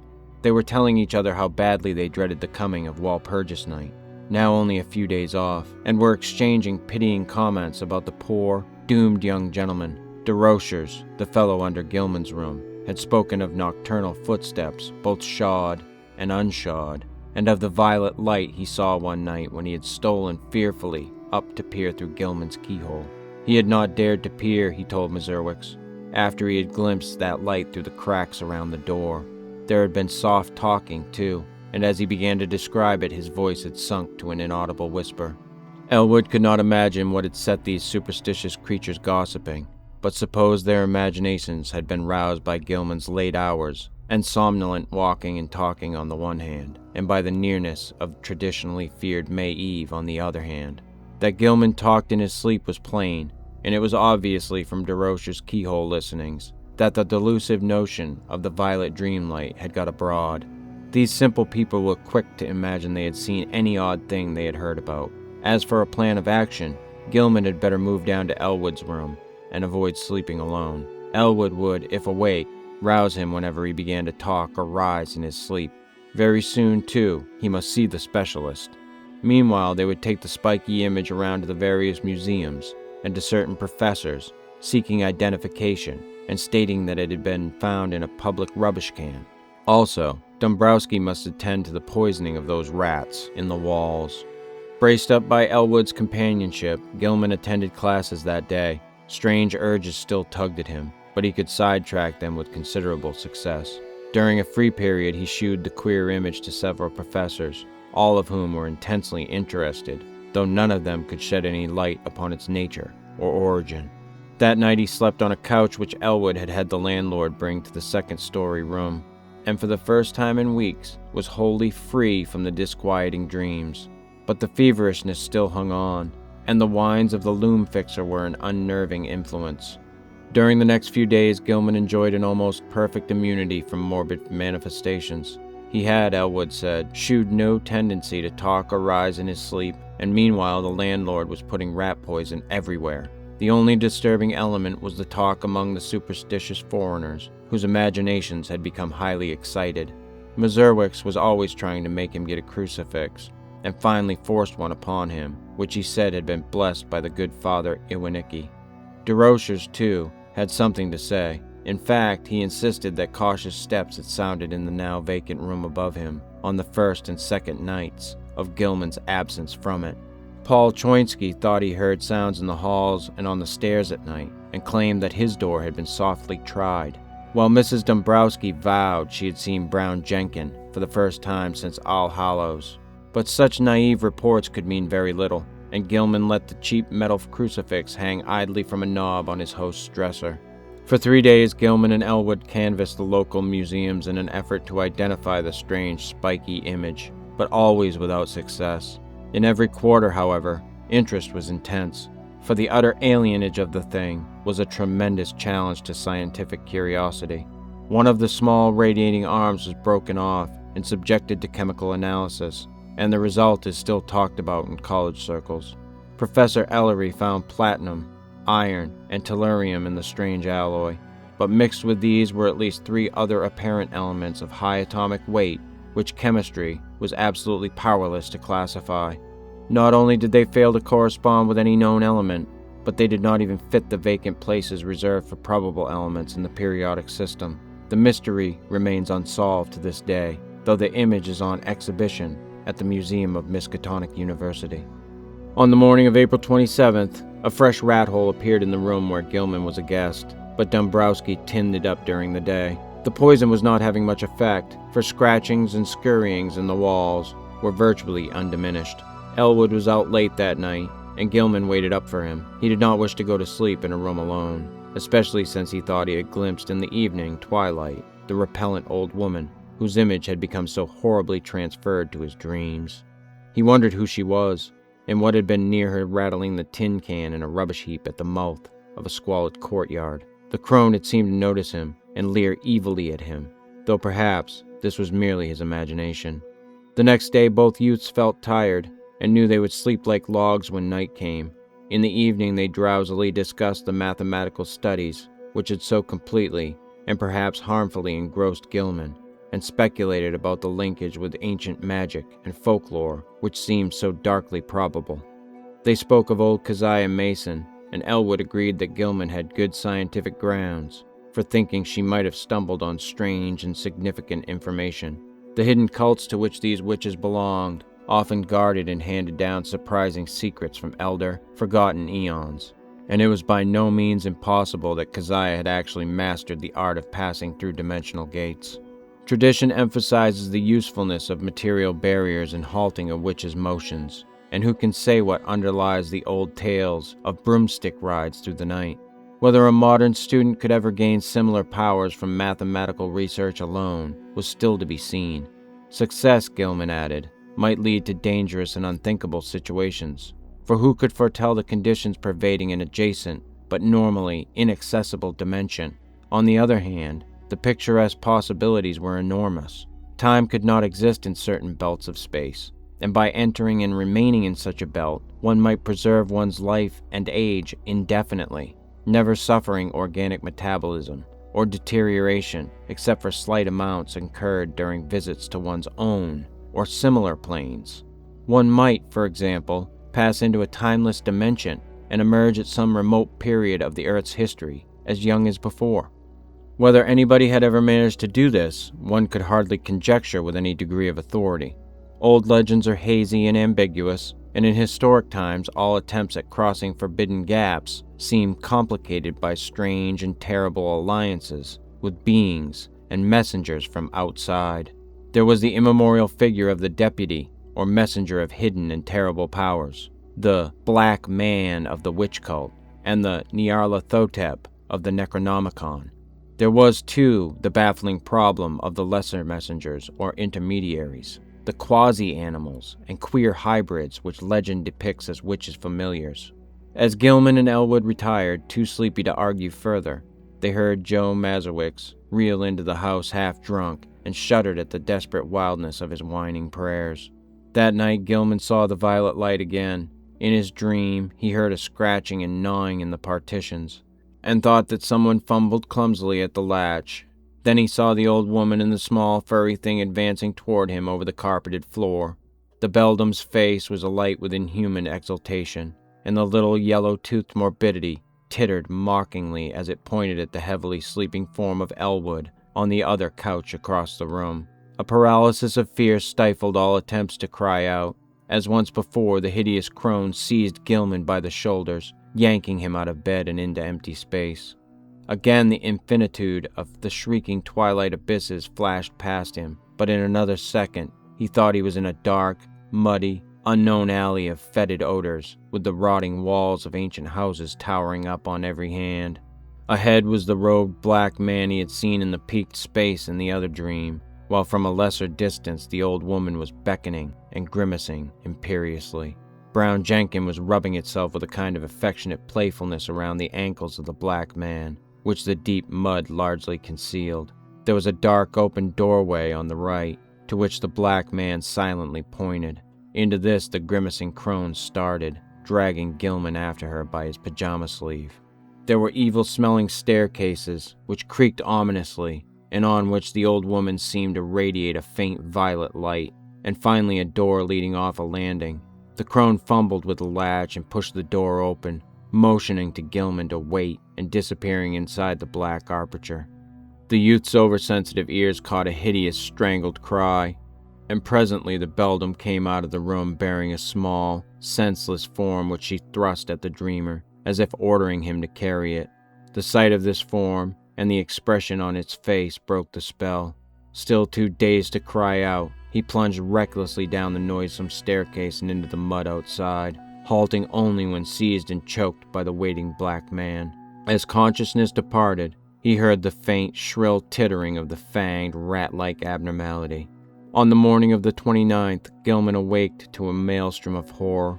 The instant he opened his eyes, he knew something was terribly wrong, for he was back in his old garret room with the slanting wall and ceiling, sprawled on the now unmade bed. His throat was aching inexplicably, and as he struggled to a sitting posture, he saw with growing fright that his feet and pajama bottoms were brown with caked mud. For the moment his recollections were hopelessly hazy, but he knew at least that he must have been sleepwalking. Elwood had been lost too deeply in slumber to hear him and stop him. On the floor were confused muddy prints, but oddly enough they did not extend all the way to the door. The more Gilman looked at them, the more peculiar they seemed, for in addition to those he could recognize as his, there were some smaller, almost round markings, such as the legs of a large chair or table might make, except that most of them tend to be divided into halves. There were also some curious muddy rat tracks leading out of a fresh hole and back into it again. Utter bewilderment and the fear of madness racked Gilman as he staggered to the door and saw that there were no muddy prints outside. The more he remembered of his hideous dream, the more terrified he felt, and it added to his desperation to hear Joe Mazurwick chanting mournfully 2 floors below. Descending to Elwood's room, he roused his still sleeping host and began to tell of how he had found himself, but Elwood could form no idea of what might really have happened. Where Gilman could have been, how he got back to his room without making tracks in the hall, and how the muddy, furniture-like prints came to be mixed with his in the garret chamber, were wholly beyond conjecture. Then there were those dark, livid marks on his throat, as if he had tried to strangle himself. He put his hands up to them, but found that they did not even approximately fit. While they were talking, DeRosiers dropped in to say that he had heard a terrific clattering overhead in the dark, small hours. No, there had been no one on the stairs after midnight, though just before midnight he had heard faint footfalls in the garret and cautiously descending steps he did not like. It was, he added, a very bad time of year for Arkham. The young gentleman had better be sure to wear the crucifix Joe Mazurwick had given him. Even the daytime was not safe, for after dawn there had been strange sounds in the house, especially a thin, childish wail hastily choked off. Gilman mechanically attended classes that morning, but was wholly unable to fix his mind on his studies. A mood of hideous apprehension and expectancy had seized him, and he seemed to be awaiting the fall of some annihilating blow. At noon, he lunched at the university spa, picking up a paper from the next seat as he waited for dessert, but he never ate that dessert, for an item on the paper's first page left him limp, wild-eyed, and able only to pay his check and stagger back to Elwood's room. There had been a strange kidnapping the night before in Orne's gangway, and the 2-year-old child of a clod-like laundry worker named Anastasia Walechko had completely vanished from sight. The mother, it appeared, had feared the event for some time, but the reasons she assigned for her fear were so grotesque that no one took them seriously. She had, she said, seen Brown Jenkin about the place now and then, ever since early in March, and knew from its grimaces and titterings that little Ladislas must be marked for sacrifice at the awful Sabbat on Walpurgis night. She had asked her neighbor Mary Suzanek to sleep in the room and try to protect the child, but Mary had not dared. She could not tell the police, for they never believed such things. Children had been taken that way every year since she could remember, and her friend Pete Stawaki would not help because he wanted the child out of the way anyhow. But what threw Gilman into a cold perspiration was the report of a pair of revelers who had been walking past the mouth of the gangway just after midnight. They admitted they had been drunk, but both vowed they had seen a crazily dressed trio furtively entering the dark passageway. There had, they said, been a huge robed Negro, a little old woman in rags, and a young white man in his nightclothes. The old woman had been dragging the youth, while around the feet of the Negro a tame rat was rubbing and weaving in the brown mud. Gilman sat in a daze all afternoon, and Elwood, who had meanwhile seen the papers and formed terrible conjectures from them, found him thus when he came home. This time neither could doubt but that something hideously serious was closing in around them. Between the phantasms of nightmare and the realities of the objective world, a monstrous and unthinkable relationship was crystallizing, and only stupendous vigilance could avert still more direful developments. Gilman must see a specialist sooner or later, but not just now, when all the papers were full of this kidnapping business. Just what had happened was maddeningly obscure, and for a moment both Gilman and Elwood exchanged whispered theories of the wildest kind. Had Gilman unconsciously succeeded better than he knew in his studies of space and its dimensions? Had he actually slipped outside our sphere to points unguessed and unimaginable? Where, if anywhere, had he been on those nights of demoniac alienage? The roaring twilight abysses, the green hillside, the blistering terrace, the pulls from the stars, the ultimate black vortex, the black man, the muddy alley and the stairs, the old witch and the fanged furry horror, the bubble conjuries and the little polyhedron, the strange sunburn, the wrist wound, the unexplained image, the muddy feet, the throat marks, the tales and fears of the superstitious foreigners. What did all this mean? To what extent could the laws of sanity apply to such a case? There was no sleep for either of them that night, but next day they both cut classes and drowsed. This was April 30th, and with the dusk would come the hellish Sabbath time which all the foreigners and the superstitious old folk feared. Ms. Erwix came home at 6 o'clock and said people at the mill were whispering that the Walpurgis revels would be held in the dark ravine beyond Meadow Hill, where the old white stone stands in a place queerly void of all plant life. Some of them had even told the police and advised them to look there for the missing Walechko child, but they did not believe anything would be done. Joe insisted that the poor young gentleman wear his nickel-chained crucifix, and Gilman put it on and dropped it inside his shirt to humor the fellow. Late at night, the two youths sat drowsing in their chairs, lulled by the rhythmical praying of the loom fixer on the floor below. Gilman listened as he nodded. His preternaturally sharpened hearing seemed to strain for some subtle, dreaded murmur beyond the noises in the ancient house. Unwholesome recollections of things in the Necronomicon and the Black Book welled up, and he found himself swaying to infandous rhythms said to pertain to the blackest ceremonies of the Sabbath and to have an origin outside the time and space we comprehend. Presently he realized what he was listening for, the hellish chant of the celebrants in the distant Black Valley. How did he know so much about what they expected? How did he know the time when Nahab and her acolyte were due to bear the brimming bowl? which would follow the black cock and the black goat. He said that Elwood had dropped asleep and tried to call out and waken him. Something, however, closed his throat. He was not his own master. Had he signed the black man's book after all? Then, his fevered, abnormal hearing caught the distant wind-borne notes. Over miles of hill and field and alley they came, but he recognized them nonetheless. The fires must be lit, and the dancers must be starting in. How could he keep himself from going? What was it that had enmeshed him? Mathematics, folklore, the old house, old Keziah, Brown Jenkin? And now he saw that there was a fresh rat hole in the wall near his couch. Above the distant chanting and the nearer praying of Joe Mazurwick's came another sound, a stealthy, determined scratching in the partitions. He hoped the electric lights would not go out. Then he saw the fanged, bearded little face in the rat hole, the accursed little face, which he at least realized bore such a shocking, mocking resemblance to old Keziah's, and heard the faint fumbling at the door. The screaming twilight abysses flashed before him, and he felt himself helpless in the formless grasp of the iridescent bubble conjuries. Ahead raced the small, kaleidoscopic polyhedron, and all through the churning void there was a heightening, an acceleration of the vague, tonal pattern, which seemed to foreshadow some unutterable and unendurable climax. He seemed to know what was coming, the monstrous burst of Walpurgis rhythm, in whose cosmic timbre would be concentrated all the primal, ultimate space-time seethings which lie behind the massed spheres of matter and sometimes break forth in measured reverberations that penetrate faintly to every layer of entity and give hideous significance throughout the worlds to certain dreaded periods. But all this vanished in a second. He was again in the cramped, violet-litten, peaked space with the slanting floor, the low cases of ancient books, the bench and table, the queer objects, and the triangular gulf at one side.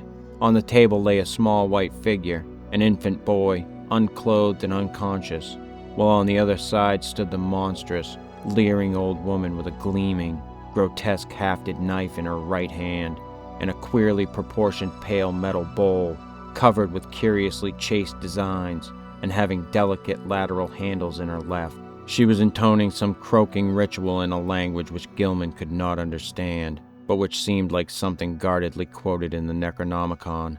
As the scene grew clear, he saw the ancient crone bend forward and extend the empty bowl across the table, and unable to control his own motions, he reached far forward and took it in both hands, noticing as he did so its comparative lightness. At the same moment, the disgusting form of Brown Jenkins scrambled up over the brink of the triangular black gulf on his left. The crone now motioned him to hold the bowl in a certain position, while she raised the huge, grotesque knife over the small white victim, as high as her right hand could reach. The fanged, furry thing began tittering a continuation of the unknown ritual, while the witch croaked loathsome responses. Gilman felt a gnawing, poignant abhorrence shoot through his mental and emotional paralysis, and the light metal bowl shook in his grasp. A second later, the downward motion of the knife broke the spell completely, and he dropped the bowl with a resounding bell-like clangor, while his hands darted out frantically to stop the monstrous deed. In an instant, he had edged up the slanting floor around the end of the table and wrenched the knife from the old woman's claws, sending it clattering over the brink of the narrow triangular gulf. In another instant, however, matters were reversed, for those murderous claws had locked themselves tightly around his own throat, while the wrinkled face was twisted with insane fury. He felt the chain of the cheap crucifix grinding into his neck, and in his peril wondered how the sight of the object would affect the evil creature. Her strength was altogether superhuman, but as she continued her choking, he reached feebly in his shirt and drew out the metal symbol, snapping the chain and pulling it free. At sight of the device, the witch seemed struck with panic, and her grip relaxed long enough to give Gilman a chance to break it entirely. He pulled the steel-like claws from his neck and would have dragged the beldam over the edge of the gulf had not claws received a fresh access of strength and closed in again.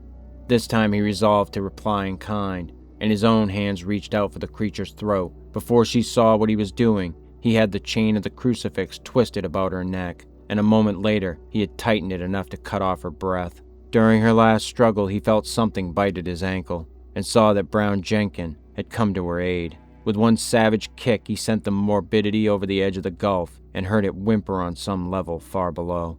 Whether he had killed the ancient crone, he did not know, but he let her rest on the floor where she had fallen. Then as he turned away, he saw on the table a sight which nearly snapped the last thread of his reason. Brown Jenkin, tough of sinew, and with 4 tiny hands of demonic dexterity, had been busy while the witch was throttling him, and his efforts had been in vain.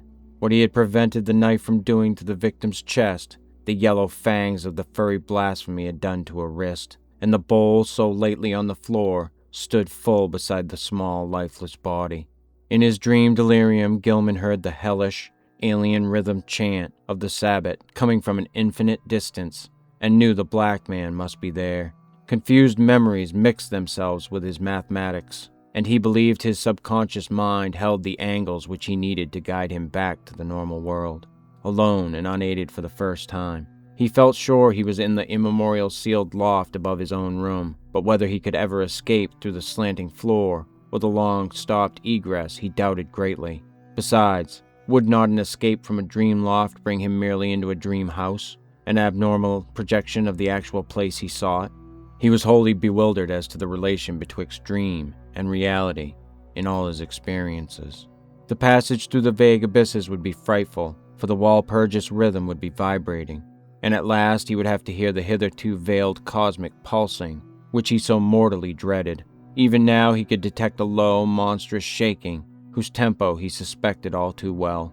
At Sabbath time, it always mounted and reached through to the worlds to summon the initiate to nameless rites.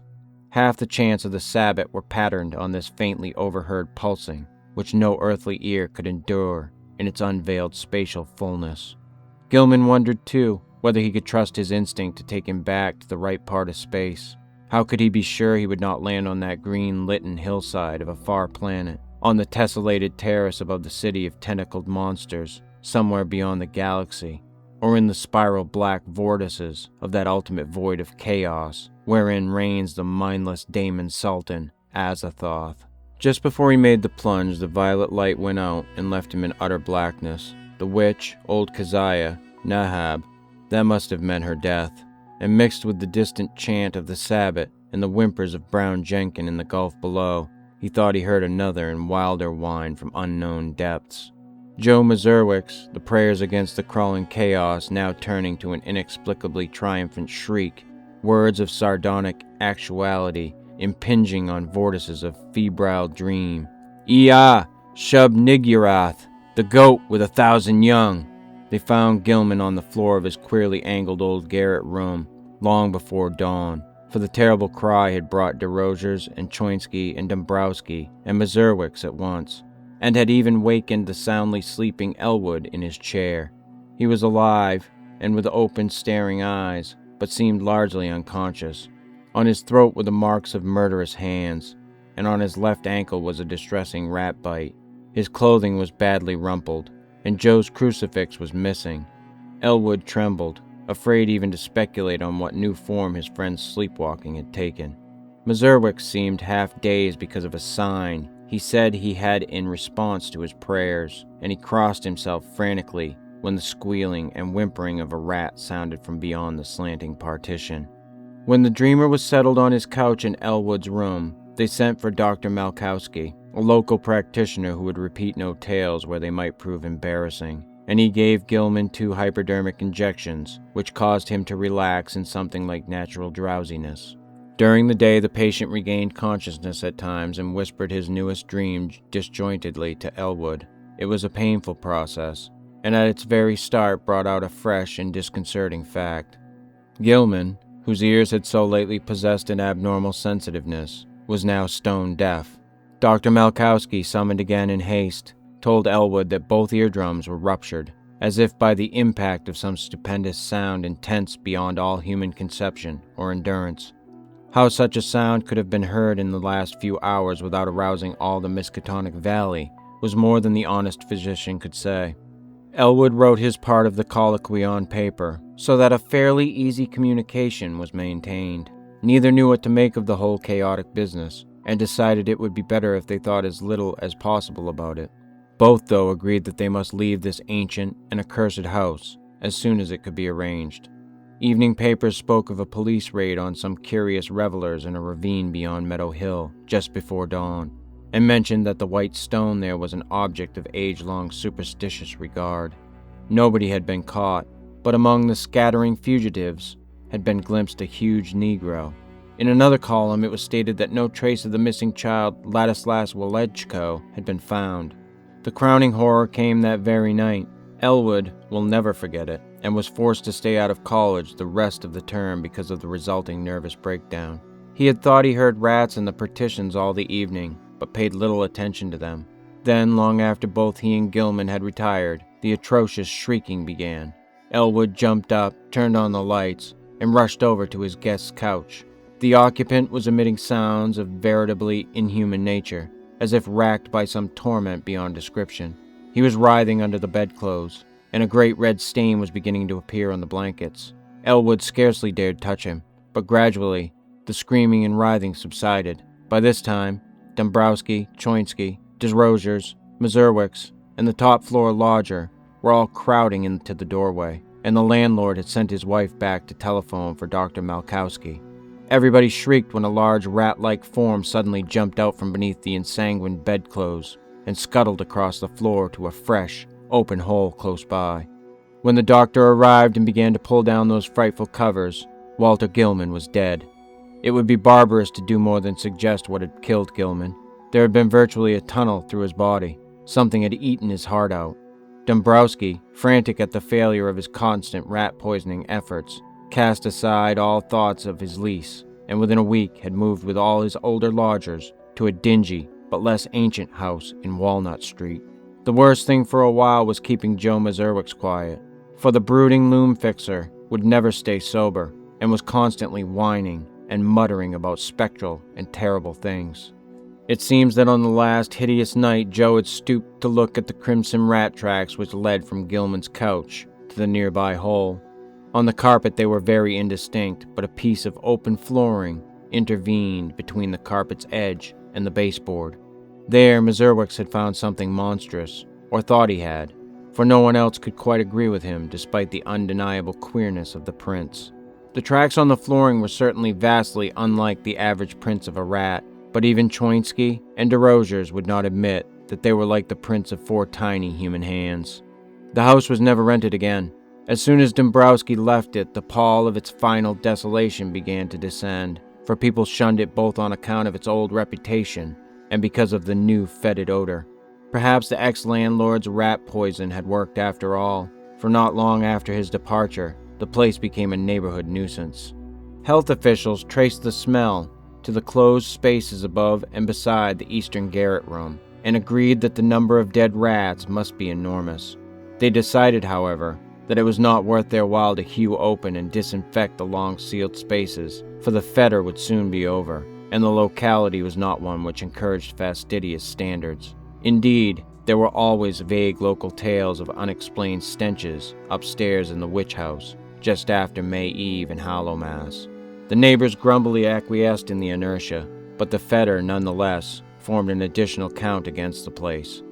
Toward the last house was condemned as a habitation by the building inspector.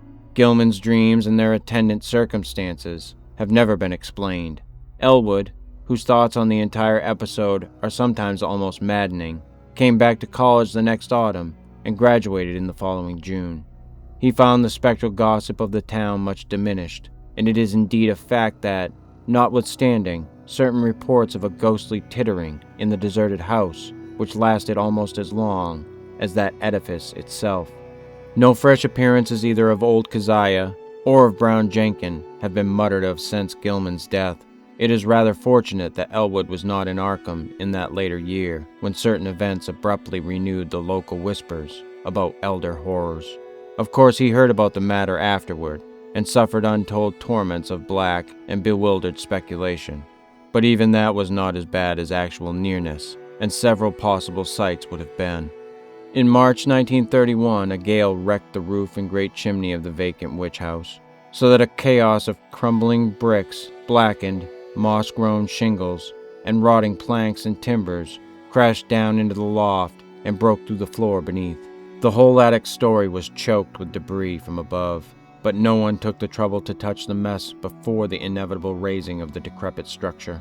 The ultimate step came in the following December, and it was when Gilman's old room was cleared out by reluctant, apprehensive workmen that the gossip began.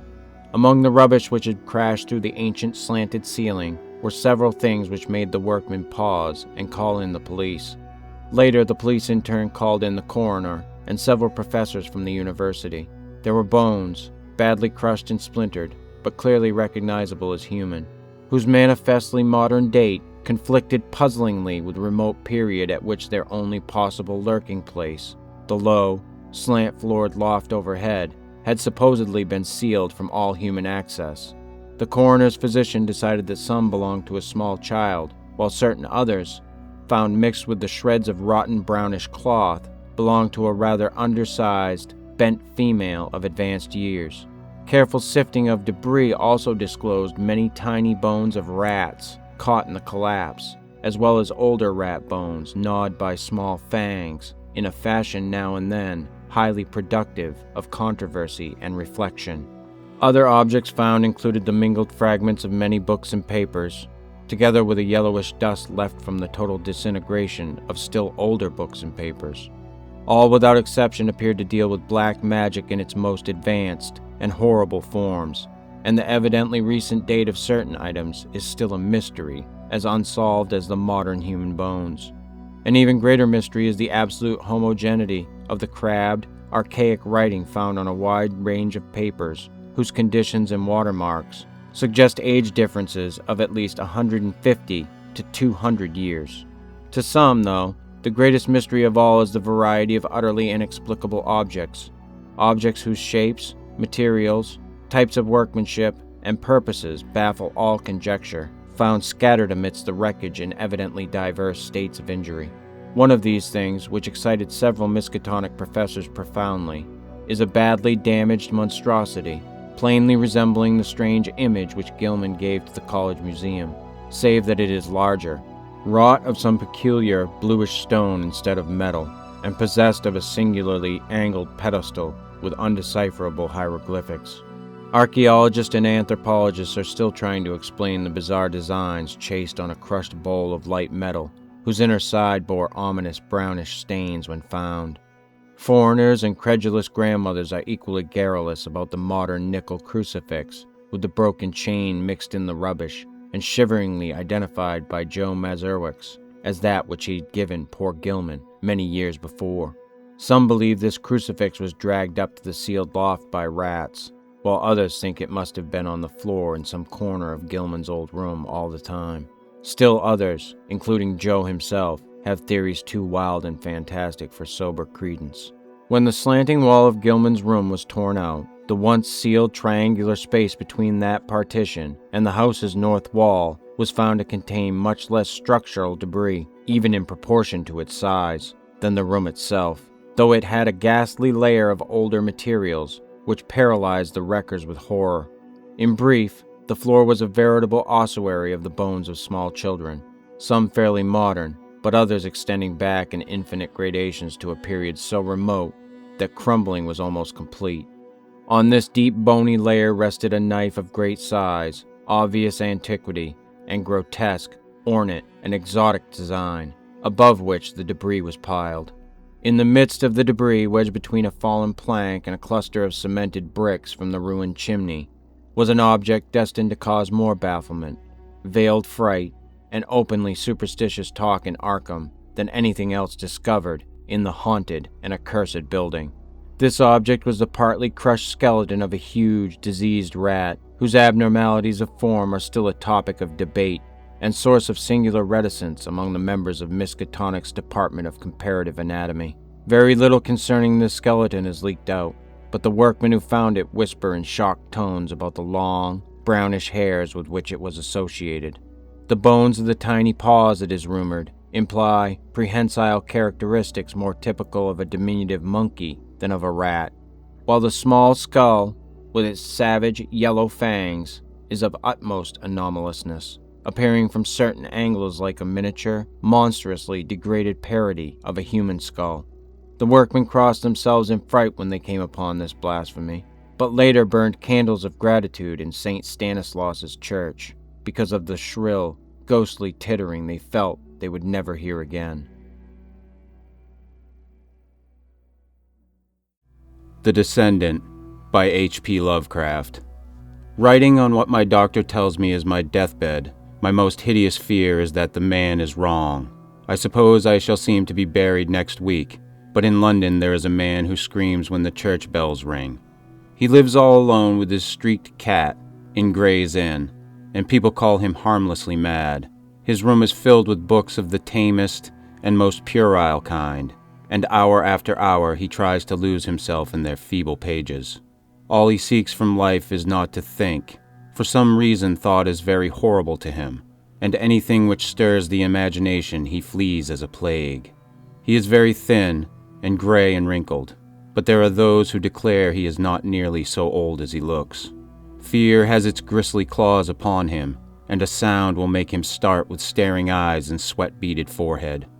Friends and companions he shuns, for he wishes to answer no questions. Those who once knew him as scholar and aesthete say it was very pitiful to see him now. He dropped them all years ago, and no one feels sure whether he left the country or merely sank from sight in some hidden byway. It is a decade now since he moved into Gray's Inn, and of where he had been he would say nothing till the night young Williams bought the Necronomicon. Williams was a dreamer and only 23, and when he moved into the ancient house he felt a strangeness and a breath of cosmic wind about the gray wizened man in the next room. He forced his friendship where old friends dared not force theirs, and marveled at the fright that sat upon this gaunt, haggard watcher and listener. For that the man always watched and listened, no one could doubt. He watched and listened with his mind, more than with his eyes and ears, and strove every moment to drown something in his ceaseless poring over gay, insipid novels. And when the church bells rang, he would stop his ears and scream, and the gray cat that dwelt with him would howl in unison till the last peal died reverberantly away. But try as Williams would, he could not make his neighbor speak of anything profound or hidden. The old man would not live up to his aspect and manner, but would feign a smile and a light tone, and prattle feverishly and frantically of cheerful trifles, his voice every moment rising and thickening till at last it would split in a piping and incoherent falsetto. That his learning was deep and thorough, his most trivial remarks made abundantly clear, and Williams was not surprised to hear that he had been to Harrow and Oxford. Later it developed that he was none other than Lord Northam, of whose ancient hereditary castle on the Yorkshire coast so many odd things were told. But when Williams tried to talk of the castle and of its reputed Roman origin, he refused to admit that there was anything unusual about it. He even tittered shrilly when the subject of the supposed undercrypts, hewn out of the solid crag that frowns on the North Sea, was brought up. So matters went till that night when Williams brought home the infamous Necronomicon of the mad Arab Abdul Alazred. He had known of the dreaded volume since his 16th year, when his dawning love of the bizarre had led him to ask queer questions of a bent old bookseller in Chandos Street, and he had always wondered why men paled when they spoke of it. The old bookseller had told him that only 5 copies were known to have survived the shocked edicts of the priests and lawgivers against it, and that all of these were locked up with frightened care by custodians who had ventured to begin a reading of the hateful black letter. But now at last he had not only found an accessible copy, but had made it his own at a ludicrously low figure. It was at a Jew's shop in the squalid precincts of Clare Market, where he had often bought strange things before, and he almost fancied the gnarled old Levite smiled amidst tangles of beard as the great discovery was made. The bulky leather cover with the brass clap had been so prominently visible, and the price was so absurdly slight. The one glimpse he had had of the title was enough to send him into transports, and some of the diagrams set in the vague Latin text excited the tensest and most disquieting recollections in his brain. He felt it was highly necessary to get the ponderous thing home and begin deciphering it, and bore it out of the shop with such precipitate haste that the old Jew chuckled disturbingly behind him. But when at last it was safe in his room, he found the combination of black letter and debased idiom too much for his powers as a linguist. and reluctantly called on his strange, frightened friend for help with the twisted, medieval Latin. Lord Northam was simpering inanities to his streaked cat, and started violently when the young man entered. Then he saw the volume and shuddered wildly, and fainted altogether when Williams uttered the title. It was when he regained his senses that he told his story, told his fantastic figment of madness in frantic whispers, lest his friend be not quick to burn the accursed book and give wide scattering to its ashes.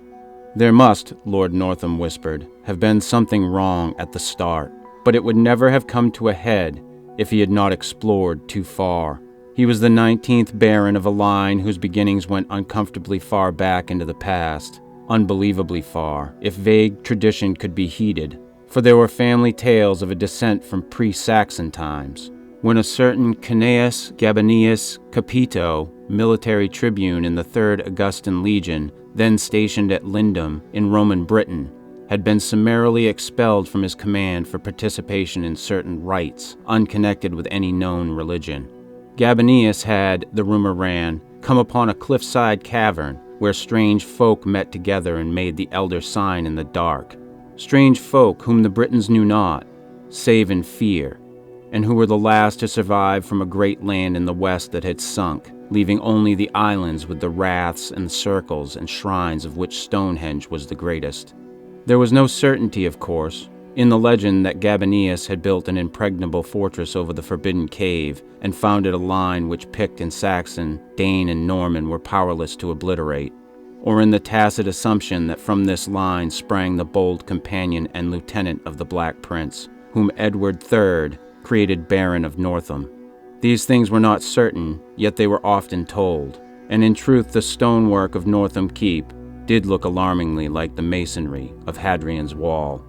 As a child, Lord Northam had had peculiar dreams when sleeping in the older parts of the castle, and had acquired a constant habit of looking back through his memory for half-amorphous scenes and patterns, and impressions which formed no part of his waking experience.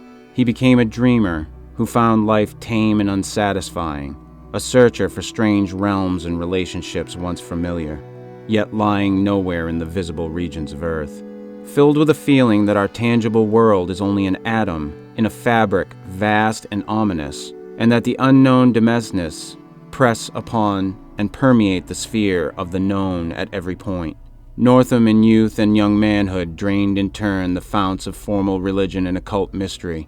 Nowhere, however, could he find ease and content, and as he grew older, the staleness and limitations of life became more and more maddening to him. During the 90s, he dabbled in Satanism, and at all times he devoured avidly any doctrine or theory which seemed to promise escape from the close vistas of science and the dully unvarying laws of nature. Books like Ignatius Donnelly's chimerical account of Atlantis he absorbed with zest, and a dozen obscure precursors of Charles Fort enthralled him with their vagaries. He would travel leagues to follow up a furtive village tale of abnormal wonder, and once went into the desert of Araby to seek a nameless city of faint report, which no man has ever beheld. There rose within him the tantalizing faith that somewhere an easy gate existed, which if one found would admit him freely to those outer deeps, whose echoes rattled so dimly at the back of his memory. It might be in the visible world, yet it might be only in his mind and soul.